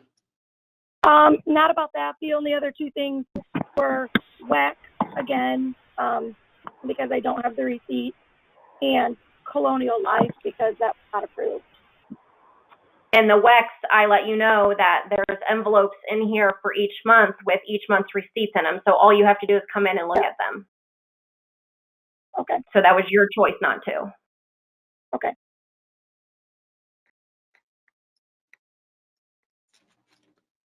So, Jen, are you satisfied? Do you want to make a motion or? Does anybody else have anything? I didn't want to speak before if anybody else had a question.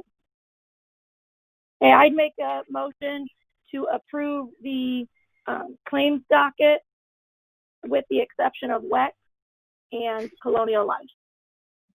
Okay, we have a motion to approve the claims docket. Carla seconds it. We have a motion. We'll take a roll call vote. Jen, how do you vote? Yes. Dan, Can how we do you read vote? that motion again? Do what, Ashley? Can we read that motion again? I made a motion to approve the claims docket dated July 13th, 2020, with the exception of Wax and Colonial Life. Okay, Thank Stan. Stan, how do you vote? Yes. Carla, how do you vote? Yes. Ashley, how do you vote? No. Ron, I vote yes, so it passes 4-1, okaying the claims with the exception of Wex and Colonial Life. Okay, do we have any additional claims, Michelle?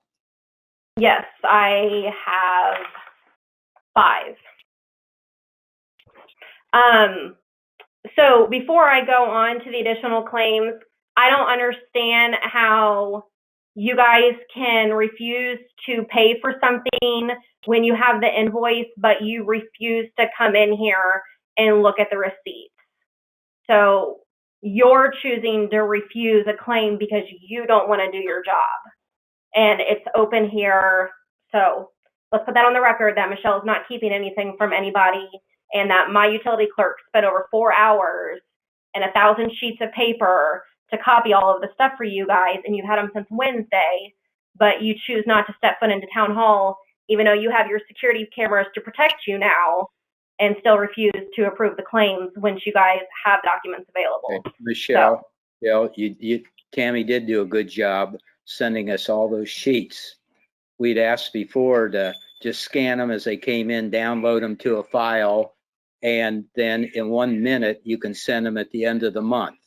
But it's not as in 1 minute, and I'm not doing that anymore. Excuse me. So As she sent all those things, I don't, like I used to, I would put those gas receipts on a piece of paper, tape them, and I could run a copy for anybody that wanted them. I don't know if you did all the other bills, why you couldn't do that. Also, that seems like a simple matter. And I'm not going to tape 25 receipts to a piece of paper, and I've already let you guys know, and Reed has agreed, and my attorney has agreed that from this moving forward, you guys have been in here. So, and you have your camera, so you can't use me as an excuse from this. So you have 30 days in advance that you guys will no longer be getting copies of the invoices and the APVs. You guys can come in and inspect them. If we have to have 2 meetings a month, so you guys can do half of the APVs during the first half of the month, and then the second half during the second half of the month, so be it. Okay, But okay. Now, I have a question. I haven't agreed to anything. I told you guys have to deal with this on your own. yeah, right, but you agreed that I only have to make the documents available for inspection. And that's what I'm doing. I'm making them available in town hall during business hours. You can sit out at the council table, or if you want to have me come So in you're the telling me evening. Michelle, Yes. excuse me, you're telling me I have to take time off work to meet your business hours in order to see all of these documents? No, I just said if you want to let me know in the evening, I will meet you up here, or even on the weekend. You can sit out at the council table, and I can do work in here. But that's your responsibility. It doesn't. I shouldn't have to. It's not applying to spend- all of them, right, Michelle? It's just Do the what? ones that are. You're not saying all of them. Isn't it the ones that are financially have information that is sensitive? You're still sending No, out I'm some. talking about I'm right? not going to have somebody spend 4 hours and scan, and State Board of Accounts and my attorney have agreed that I should not be mass producing and sending these out and them to be out all over the world. Right. I only have to make them Are there- available for inspection. Michelle, I think you Are have to there make. some that you are going to provide electronically? Or you're saying now there's nothing you're going to provide electronically? I mean, I can send stuff that has questions, but like what I just did for them, just for 3 board members, the stack of paper was like 7 inches tall. I shouldn't What? have to waste it wasn't. ink Why didn't you and my scan them time. and send an email to us? Why didn't you just send them to us? Scan them and send them to us. Why did you print? We How never are asked we you to supposed print to that. work together if you guys have not been face to face with me or spoke with me in 4 months? Michelle, This I is asked you a why- question again that you're not answering. Why, we asked you months ago to please scan them like I used to and email them to us. It'd be very simple and we wouldn't have to come up there. You're talking about 4 hours for a clerk that the town pays for, by the way. We have to come up there, each and every individual 5 of us, if all 5 of us want to come up, and it takes hours to go through them to do them right. So you want us? Not if you sit here and come up through the month. You can come up different times of the month. Michelle, You don't have to go up you there have to one come step. up 50 times during the month, just like when you did email It's them one part time. of doing your job, Ron. Michelle, So end of discussion. well, End of it's part discussion. of I'm your moving on. Michelle, it's part of doing your job, which you're not doing, and that is the end of the discussion. And those claims will not be okayed because the state says we have the right to have them sent to us, and we have to No, by you law don't. okay them No, you don't. before you can write the check, Michelle. So end I've of talked to Todd discussion. Let's move on. Toddwell, Let's and move we on. have. Okay. Okay. Too bad I Anything am else? doing my Michelle, job. do you have I these am doing 5 my job. claims? Do you have these 5 claims that you want to present, or do you want to not present them? Well, if you'll quit talking, I will present them. So as Go you on. guys know, Mark sent you guys 2 invoices for the CCG projects that he said that he needed approved so we can get these projects closed out. So the first one is Reese Riley for the amount of $244,661. And this was for the work on Harrison, Walnut, Maine, Pennsylvania, Walnut and Maine, Jackson, North Jackson, South Jackson, and Shady Lane. Where is North Jackson? That's Dayton Road. North Jackson is those 2 little Dayton Road North and Dayton Road South is actually technically Jackson Street. Thanks.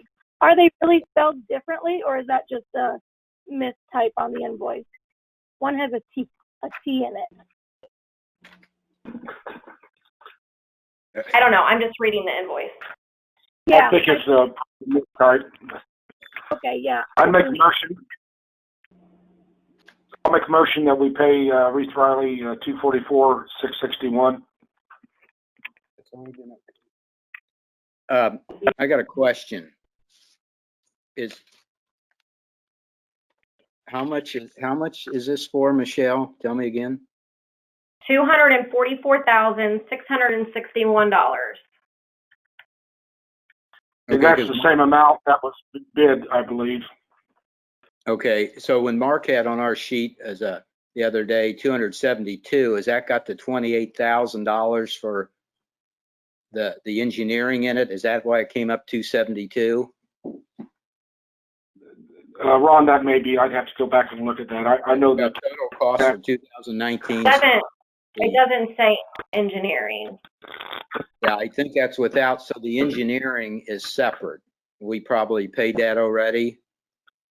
I believe so. Yeah, CCG does not allow you to recover engineering money.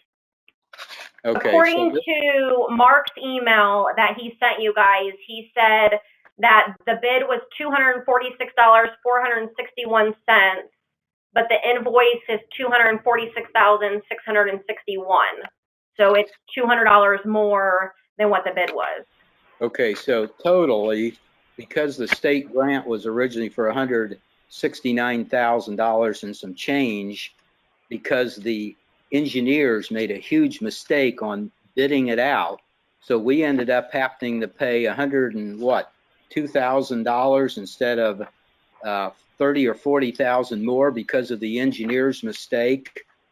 And so this project actually, instead of 20, everybody knows this, so that everybody knows, instead of costing 20%, it probably costs us about 43% or 42% of the total. And this is why exactly why Yost Drive is so important, because you're spending millions up there and it's not a few $100,000, and we already made a 25% error that cost this town $40,000 or so. Mark's not happy with it. I'm not happy, and I think the council's not happy.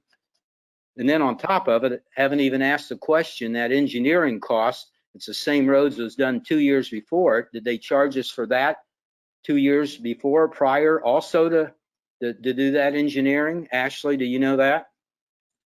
No, there was no engineering done on the prior. The engineering only came up on this particular project. CCG does not allow engineering.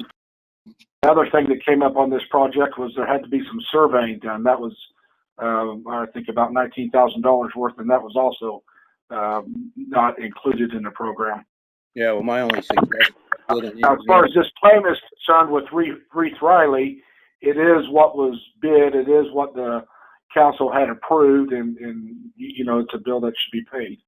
Yeah, we know that. I'm just explaining to the people out there what happens with this monies and how it costs tens of thousands more because some people didn't do their job right. But anyway, we have who made a motion to approve this? I did. Ashley. Okay, who's second? Okay, Carla seconds. We got a motion to approve Reith Riley bill and a second. How do you vote, Jen? Yes. How do you vote, Stan? Yes. How do you vote, Ashley? Yes. How do you vote, Carla? Yes. How do you vote, Ron? I abstain because of the mistakes being made. So that passes 4-0 with an abstain vote. So the next one, Michelle. The next one is for Pavement Solutions. In Mark's email, he said the bid was $27,356.45, but the invoice is $27,357.05. So just under $1 difference. I'd make a motion that we pay the Pavement Solutions invoice for $27,357.05. Okay. Second. Okay, we got a motion and a second by Ashley and Carla to approve the solutions bill for $27,357. How do you vote, Jen? Yes. How do you vote, Stan? Yes. How do you vote, Ashley? Yes. How do you vote, Carla? Yes. And I vote yes. So it passes 5-0. I do have a question. Why aren't they on the claims? Did they just come in the last minute or two? Because No, these are ones that have already been sent to you guys last week. These two were sent to you guys by Mark and told you guys that they needed to be approved at these meetings. And we never put large ones like these in there because of how they are. And then the other two was. why can't they just put them on? Why wouldn't you just put them on the claim so they're all together? I mean, if you get them in time, just put them on there. Well, maybe the residents want to know what big, large amounts that we're spending and what they're for. I'm being transparent. That's why you have them on the claims, and any residents, I would think, would be asking for any of the claims. We've always put every bill. We usually don't unless something came in an emergency in the last day before the thing. We just added it to the claim. Actually, Okay, well, this is how I do it, Ron. I'm not going to argue. I've done it ever since I've been here. So I've done it for a year and a half, and there's never been any complaints. So I'm going to move along. Michelle, this is a new board. That last year was a different board, okay? So, well, that's fine. This is how I handle how I deliver. Nice just to put them on the claims and have them all together. Okay, what's your next one? Or if you guys don't want me to do that, we can go through and approve every single invoice individually and not have a claims docket. I mean, if you want to do it that way, I'm fine with that. If you want to approve 50 invoices at every meeting. We have comments from the council. Excuse me? Ashley, I think you wanted to bring up the tire thing. I still have invoices, Ron. Well, then why don't you explain them instead of rambling on? You're the one who's complaining about how I'm doing it. Let me do my job. That's what I expect you to do. Well, you don't tell me how I function. You got another bill, Michelle? Well, you don't tell me how to do the operations of my office. Thank you. Okay. So Ashley? next thing is for your security cameras from Haley's in the amount of $3,235. Okay, we have a motion for that. Approve it. I make a motion to pay Andy. Okay, Stan makes a motion. Who seconds it? I'll second. Okay, Carla seconds it for how much was it? $3,235. $35. Okay, how do you vote, Jen? Yes. How do you vote, Stan? Yes. How do you vote, Carla? Yes. How do you vote, Ashley? No. And I vote yes, so it passes. I want to add a comment. Here that the security system added 4 cameras inside, and so because people have asked, no camera was put in Michelle's office, as the old board put a camera in my office to keep an eye on me, but we did not put one in Michelle's office. But we also added 4 to the outside that scans up and down the intersection each way and around back in the gazebo, which we've had problems with. So, okay, The Michelle. camera in Can I the make a clerk's comment? office is facing the window. It's not facing the clerk or the utility clerk, so it's not watching anybody in this office. If you're standing in there, you can, yes, you can see everything. When I was in there, you could see everything back to the safe, Michelle. But the point is, so that everybody knows, because things have been said in the past on Facebook, everybody knows that it's merely adding a camera inside there with a separate system that is attainable to the town marshal and the council, so it can never be hijacked in the future. So what's your last We bill? know what people say all too well on Facebook, Ron. What's your last bill? No, I got 2 more bills. So the What? next one is from Strategic or whatever, HR Solutions for the employee handbook in the amount of $1,500.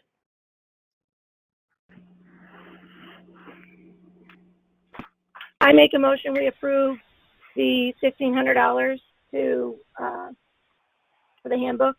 Okay, we got a motion, a second. I'll second. Okay, Carla seconds it. We have a motion on the floor for $1,500, HR Solutions. How do you vote, Jen? Yes. How do you vote, Stan? Yes.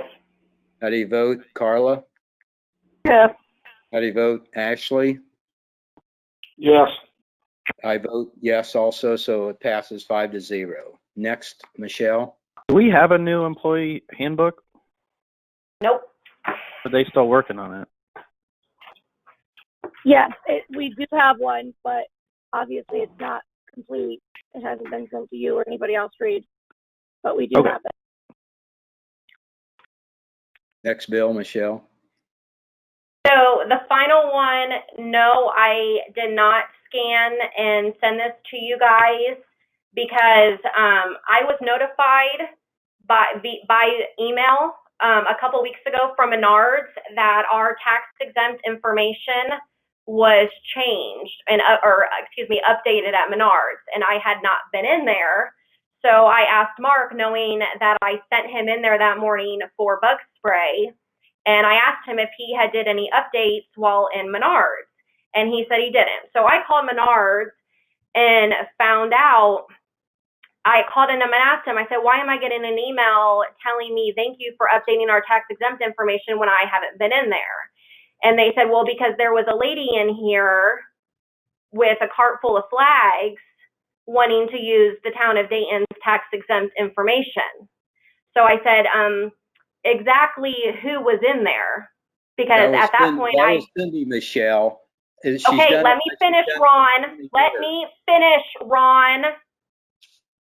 So the lady, the front desk manager, proceeded to tell me that Cindy Marsh was in there and was buying a cart full of flags and wanted to use the town of Dayton tax exempt information. And I told her that she is not an employee, she is not an elected official, and she does not have authorization to go in there and buy stuff under the town of Dayton's name. We have a net 30 account there. So anything that is bought for the town should be bought under that net 30 account. But the thing that's the most disturbing is I asked the lady how she got our tax exempt information to be able to use it. And she informed me that Miss Marsh went over to the kiosk and changed the town's password on the kiosk and updated the tax exempt information to be able to print the tax exempt certificate, then to purchase the flags. So again, she does not have authorization to do that. My husband does not go into Menards. Lisa Stevenson does not go into Menards to purchase things when we have employees and elected officials that need to go buy stuff for the town. So I Michelle, called State Board of Accounts. I'm not done, Ron. was So I this called charged? State Board of Accounts and talked to Todd Codwell, and he said that that is actually tax fraud and that is improper way of purchasing because this is not a proper invoice and we have an account there.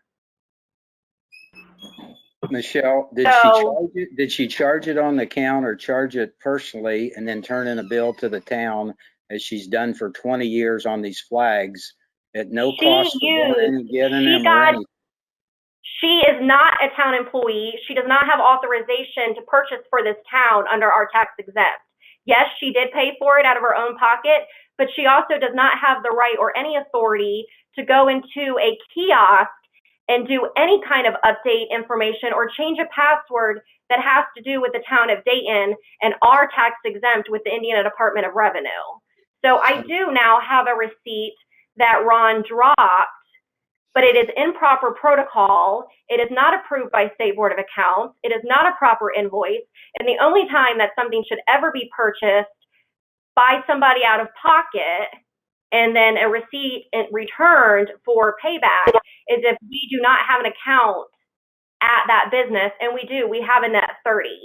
So no spouses should be going and being reimbursed for anything while using our tax exempt.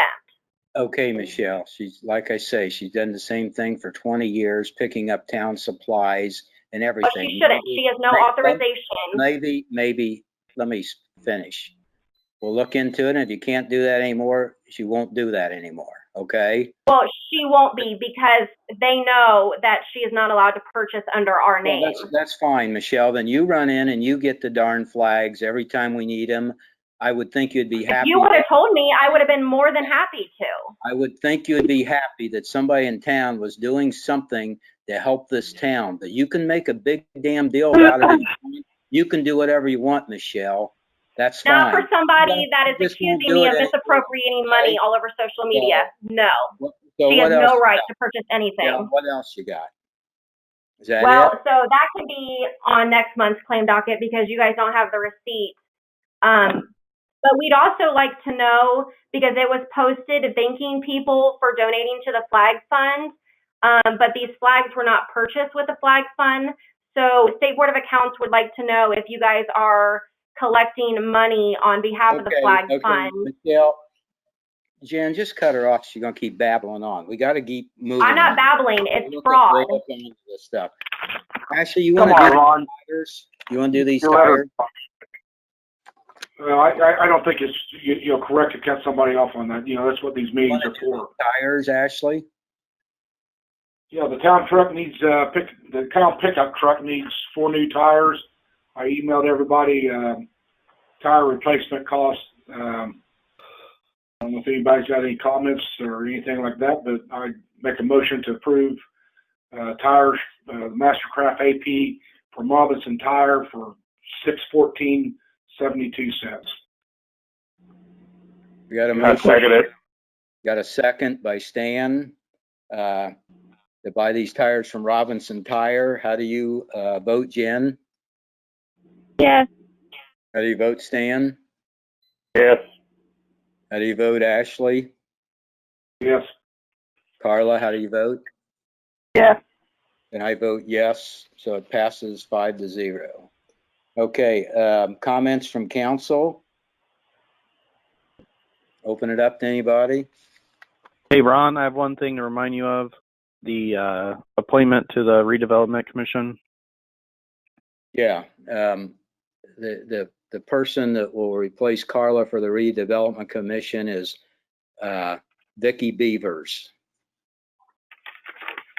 Al's wife. That's just that's a town council appointment. So that's all we need is, we don't need a vote of the town board. So I'll get the paperwork for her. Okay. You don't. By the way, you guys skipped clerk treasurer report. You don't need a you don't need a vote, right? Correct. Yeah, okay, okay. Okay, the clerk treasurer's report. I don't have anything, but on our live video, Mulberry Communications did comment and asked if you guys voted on the proposal to bring fiber to the town of Dayton yet. So I know that was discussed last month. Has anybody checked into that? We haven't voted on it, and I don't know if anybody's checked in on it. We were probably waiting until Mark got back. Yep. I will let them know. Okay, comments from council? Stan, do you have anything? Or Jen? I got go nothing. ahead. Okay, Jen? I have 2 comments and then just a couple questions for Michelle. Has Susie Bass started looking into, has she started helping you yet? She is looking over last month's bank rec, but like I said, I guess I didn't explain. So State Board of Accounts just said that since I've had 6 months with the same off balance amount, that then I can just bring it to the board and you guys can do a resolution to clear that out. Again, the bank account No, is I'm higher. not recommending. No, we're not doing that. Okay, well then you better tell your board that they better be prepared to pay $200 an hour to go all the way back to 2018, which Ron just said he didn't want to last meeting. And that was what the recommendation was. That's what they said they did want you to do. We wanted you to, we okayed having Susie Bass to come in here and go back and find everything and bring it up to date. You said that you wanted me to talk to State Board of Accounts because you did not want to spend thousands and thousands of dollars. No, that's what you said, Michelle. You said, I never and I said I am not recommending that the town council takes any action to clear a prior incorrect balance. I mean, unless I have some clear authority. I am not giving a legal opinion to the town of Dayton. I am not recommending that they approve that resolution. I have not seen anything from you on this, unless I hear something that is from an attorney that I think is, I have no idea what you are referring to. I've not been brought into this at all, but I mean, up. You're more than welcome to call State Board of Accounts and talk to Todd Caldwell yourself, because I'm not going to. Michelle, okay, well, good for you, Reed. I will get my attorney, and then if you guys want to pay for all the way back to May of 2018, then that's fine. Michelle, you brought it up. You can't go in. I don't think it's lawful to do what you're saying. I'm not aware of it. So, yeah, I mean, I need State Board of Accounts or someone You're not a municipal attorney, to explain Reed. That's this why to you me. don't know. Yes, I am a municipal attorney. We're your first client, Reed. Okay, Michelle. Michelle, okay, Michelle, you are being disrespectful to me. I have 10 years of practice. Congratulations. Welcome. I worked at, this is not my first municipal client. I represent the city of West Lafayette. I represent the town of Battleground. Then research it. But State Board of Accounts was supposed to give the same exact thing, what I just said. If the off balance and the bank account is higher, so the bank account, it's not that the town is out of money, it's something internally. The State Board of Accounts was supposed to sit here and gave the same resolution, ask numerous clerk treasurers that it's what's done, and that's what even Retha Hicks said that the State Board of Accounts would have done. And that's what I even sat here and explained at the meeting last month. Go back and listen to it. You gave me no legal authority, and you haven't. So that's what I'm saying. You have because to do they that told first. me to talk to State Board of Accounts and see what State Board of Accounts said. Ron, at the last meeting, go back and listen to it. That's wrong. I'm telling you. Go back and listen. I'm not going to have the town council fix this, because why couldn't we always do that? I mean, if there was a mistake, we could always just come to the town council and say, hey, the bank account's not reconciled. Why don't you go clear it for me? Well, this was something that happened when I wasn't in office. So that's fine. If they want to I'm sit just saying, here, I don't see how the town council needs to take action on this. If the State Board of Accounts is going to give you an opinion that you don't need to do something, that's separate. But you're telling me that we need to take an action in regards to your office. I just don't see how that would be legal. will you let them take action on everything else regarding my office? No. Yeah, you do. Read. No. You don't even know what I'm talking about. I sat here and gave you a 2-second explanation. It's not even done yet and figured out. So I'm just sitting here telling you with State Board of Accounts. I've not sat here and put anything in front of your face or gave you any kind of explanation. Susie Bass would tell you the same exact thing. So why don't you wait until I give you a full written explanation or an idea of what you guys think before you make judgment and jump down me and make accusations? You asked me if I haven't made a single Susie has started accusation. to help. I've said that I am not going. It's the same thing I said. I haven't jumped to anything. I'm saying absent a clear legal authority that would give me the right to advise my client to that, I'm not going to do this. I'm not going to do it based on what you have presented, that we're going to talk to State Board of Accounts, or you have talked to State Board of Accounts. If there's a clear mechanism in the law, then that's fine. But that's all I'm saying. Okay? I'm not saying Okay, I sat here and or said, no. But you every just said no, that you're not going attorney to let has them do research that, the and I law. haven't even presented you anything. I Okay. said So you're contradicting absent what you're saying. proof. No. Michelle and Reed, can I'm I done. say something? I've not given you any Yeah. proof yet because I'm working with Susie on it. And So Jen asked a simple question. I gave her a simple solution or a simple answer. I've not given you guys anything in detail yet. So to sit here and Michelle, jump and say, no, can I I'm not going to let them do that. Can I ask you a question, Michelle? Yes, Ron. Susie Bass called me at 9 o'clock at night, and everybody, I worked with Susie Bass when I was a clerk. Anyway, she told me that the books weren't reconciled for 2 years, and I understand it goes back before you, Michelle. That's fine.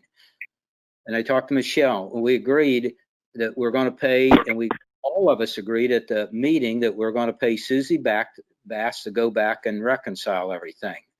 So, Michelle, what you're saying now is you went to the state and they say you don't have to go all the way back there. You can clear it up by just another method. But we ought to open it up, ask the board that I would think that we've already okayed it. I think Susie Bass ought to go back and find where the mistakes were or what was done to clarify it.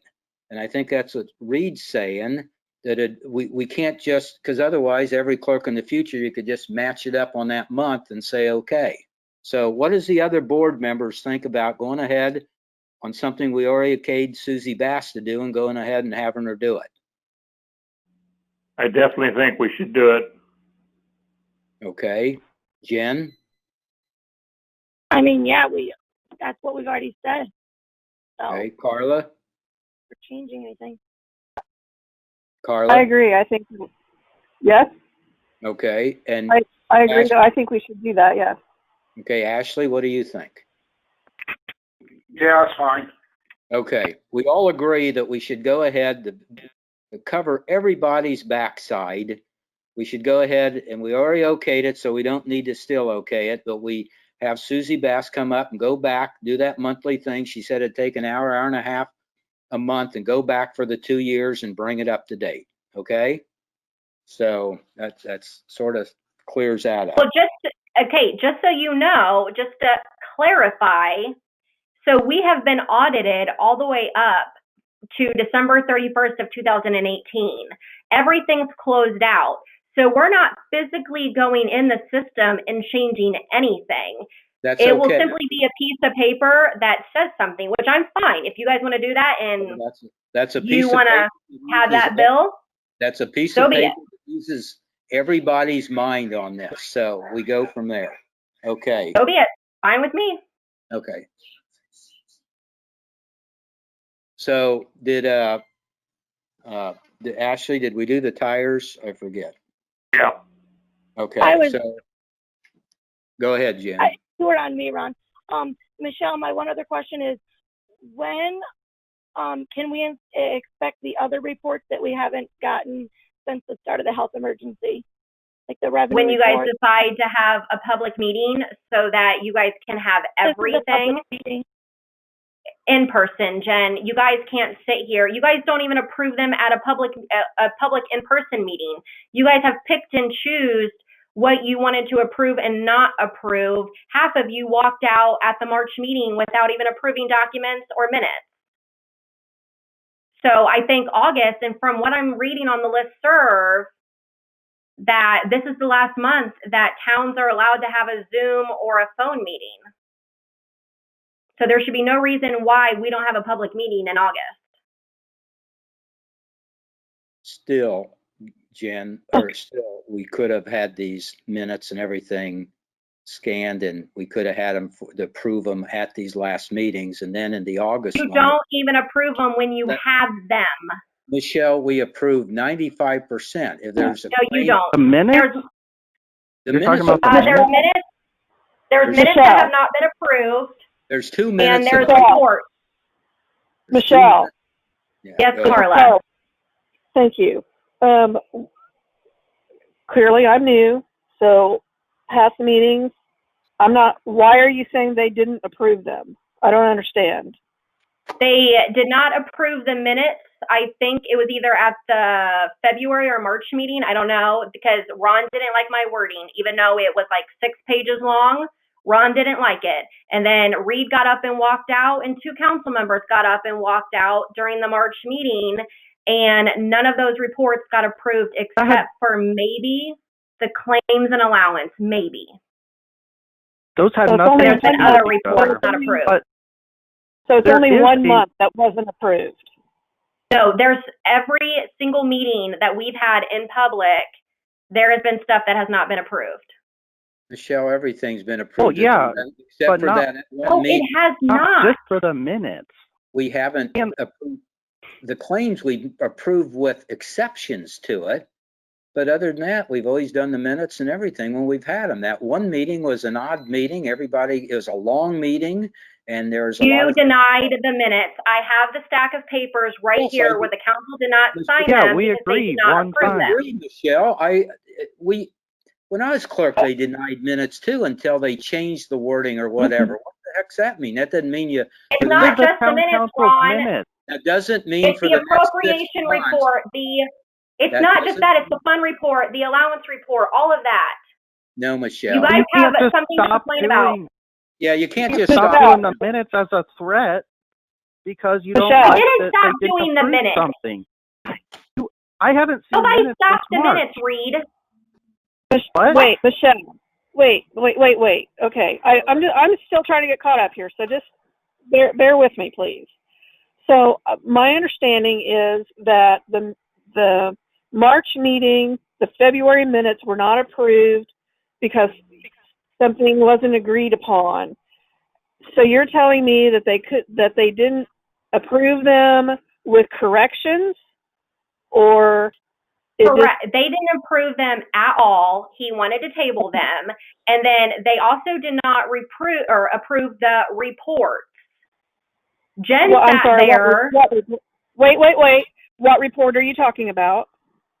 Well, let's see. At every meeting, you guys get a fund, appropriation, revenue, allowance docket.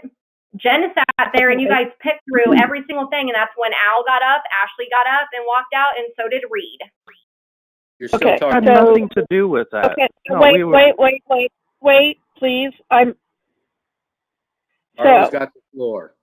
I'm just trying to. I want to make sure that I'm on the same playing field with everybody since I was not there. So I'm guessing it was a very long meeting from the sound of it. So did anything get approved, or things got approved, but there were exceptions on those documents? I think maybe the only 2 things that got approved was maybe the allowance and maybe the claims, but with exceptions. I don't know. I mean, that was 4 months ago, I get it. 3 months ago. Okay, but you were saying no. You were saying nothing got approved. You were saying that they don't approve anything, and so that you understand why I'm confused, because No, I you said that there's nothing. something. I said there's something at every single meeting. I'm not going to have this argument with you guys at 9:30. You guys know what you do. Go back and listen to the meetings. I'm not putting on a show for you guys. This is ridiculous. I'm You not, can't come in here and Michelle, talk to me. Well, Michelle, Carla, you're I'm new. not Come in the sure. office and sit down and talk to me. I would be more than happy to go over everything with you and have a nice, friendly conversation. You've got cameras, so. I don't. I'm trying to just understand where we're at. I haven't Well, done. it doesn't matter. What I say is always a lie. What Ron says is always the truth. Go back and watch the meetings for yourself, and you will see that stuff doesn't get signed, stuff doesn't get approved. Michelle, Thanks for admitting outside of this March meeting, I have attended the meetings, so I don't need to go back and listen. I don't need you to yell at me and make accusations that I have done anything to you, because I have not. So I'm just Nobody trying said you did. to understand. If you're trying to understand, come down and sit with me in my office, and we can talk about things, and you can get up to speed. But I'm not going to sit here on a telephone and give Ron and his spectators what they want, a fight and a show at 9:30, so that I can have another 17-paragraph post made about me on Facebook with accusations and lies to make me to be out the devil. I'm done with it. So I'm more than happy to sit with any of 5 of you, but you guys choose not to. Excuse me, minus Ashley. Ashley has absolutely no problem. So you guys haven't stepped foot in my office. You don't talk to me or email me unless it's the day before the meeting with your demands or on a weekend. So don't sit here and complain that you don't know things when you don't keep up to date with me during the month. So I don't need to silver spoon feed you guys. You guys need to do your job too. I'm in here, I'm working, I'm doing my job. So if you want to check in with me, stop in. My door is open. Check in with me and see what's going on. Look over the invoices Carla, you got that anything I've done. You got anything It's that else? simple. So we haven't approved minutes. This meeting, I don't believe we approved minutes in June. Like, can you give us a status on what that is? Or are you saying that you're not gonna do that until we actually meet in person? I was planning on our first public meeting actually in person, because these telephone meetings are absolutely ridiculous. Look how short this agenda is, and we've been on in the call for 2.5 hours. So to sit here and go through these things when everybody's talking over each other. So yeah, the whole plan all along, and you guys were talking about the essential business only. You guys didn't want anything else but these things. And Ron's been approving the agendas and making the agendas. So please don't sit here and come at me in July and ask me why stuff hasn't been on there. Because if you've had a problem with it, why isn't Mr. Sir Council President sitting here saying, Michelle, let's do the meeting minutes during the meetings? So don't come at me 4 months later and start complaining. And I'm not coming at you. I'm asking you. But it sounds like you're saying that you are in favor of in-person meetings, and therefore you have decided to withhold them until you get what you want. No, Ron has sat here and said, and you have said it's essential business only. So Ron approved the agenda. Meeting minutes are essential. Okay, so why hasn't anybody said anything for 4 months? I have. No, you haven't. The only meeting minutes that you ever said anything was the appointment of Carla, because you guys needed to get it approved to get it to Julie Roush. I have asked Ron, and it's my understanding that he has asked you about it. That is an absolute lie. Please show me where Ron, because we know that Ron doesn't come and see me in person. So please show me the email Michelle, that he has sent me. I certainly have asked you before, and No, you have not. the way you're going on now, we can see why. You wonder why people don't want to walk up in that office. It's very hostile. You film us, you tape record us, and you badger us up and down one side Ron, the other. you just spent $3,000 to spy on me. Let's talk about Michelle, we harassment. spent $3,000 because you wouldn't let us, the security, the police, into your office to do an investigation to find out You're something. such a liar. You're a liar. You called up the security people and canceled the meeting. They're on their way from Attica. I was sitting out in the parking lot and you just canceled No, it. I did not cancel the meeting. They canceled the meeting because they didn't want to get in the middle of your crap. Michelle, the next meeting, well, okay, it's on record now. The next meeting, please do the fund reports, all the minutes and everything. Whether we have a sit-down meeting that takes us 6 hours, or whether we have a phone meeting, or whether the governor shuts the whole damn town down, just let's go on, move on here. Anybody else, any other council member have anything? I still have two things, Ron. Okay, go ahead, Jen. Sorry. Quick, non-controversial. So I've asked Michelle to get me a printout of what disbursements are coming out of utilities. I'm hopeful that since we paid the loans off last year, we should be able to find a way to lower our utility bills even more than just the little bit of savings on the trash. And the other thing regarding the Facebook page, Dayton, Indiana Official, since Michelle's no longer using this page, I'm hoping she'll hand it over to the council. But if not, perhaps we could petition Facebook for access. Michelle, would you be willing to allow us to easily? Jen, you do realize that that's my personal page, correct? That wasn't created by the town or anybody before me. So I created the clerk treasurer Dayton page because the council wanted to claim that just because it said town of Dayton official, that you guys had any rights on it.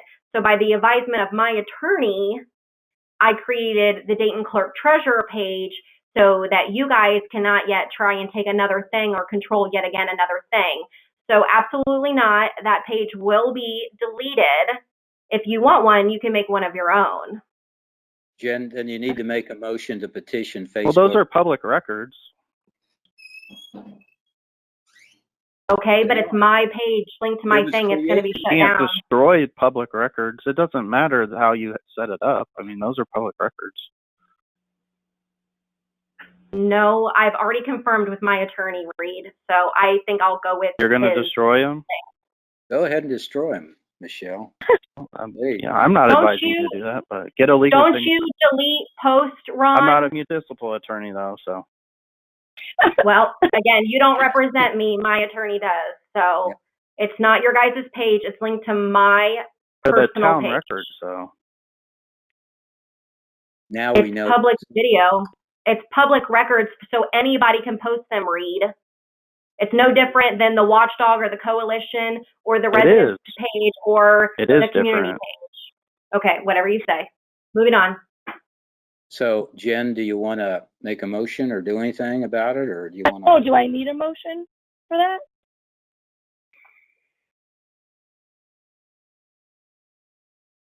What are you wanting to do? I mean, I don't know what you can do at this point. I don't either. Not agreeing. So. What's so hard about them making their own? Do they have to have everything handed to them, or are they incapable of making their own page? Okay, Michelle. This is why it's going to cost $60,000. For the sake of the people, it might just be easy to keep that. You know, we can just have a town ordinance that says, you know, no social media pages if that's what needs to be done. Well, that doesn't go for elected officials. That sounds like a good idea. Just like everybody said, the social media policy for employees doesn't affect elected officials. That's why Ron cusses people out on Facebook and doesn't get in any trouble. I'd like to make a motion to petition Facebook to try to get access to the Dayton, Indiana official Facebook page. I second it. Okay, we got a motion and a second by Jen and Stan to letter petition Facebook. How do you vote, Jen? Yes. How do you vote, Stan? Yes. How do you vote, Carla? Yes. How do you vote, Ashley? No. How do you vote, Ron? Yes, so it's 4-1 to pass the motion. Okay, Jen, you got anything else? That's it. Thanks, Ron. Okay. Ashley, you got anything? Carla or Ashley got anything? No. Carla? I don't. No, Okay. I'm totally done. Thank you. I had on here too, Jen, that we need to start looking into lowering the utility rates, the water and wastewater bills was one of our promises, and we'll do everything humanly possible to lower those as much as we can to save this town people some money if we possibly can. So, okay, I guess that we need a motion to adjourn the meeting. I make a motion to adjourn. Okay, we got a motion and a second to adjourn. Stan, yes or no? Yes. Carla? Yes. Jan? Yes. Ashley? Yes. And Ron, I vote yes. Meeting is adjourned. Thank you, everybody. All right.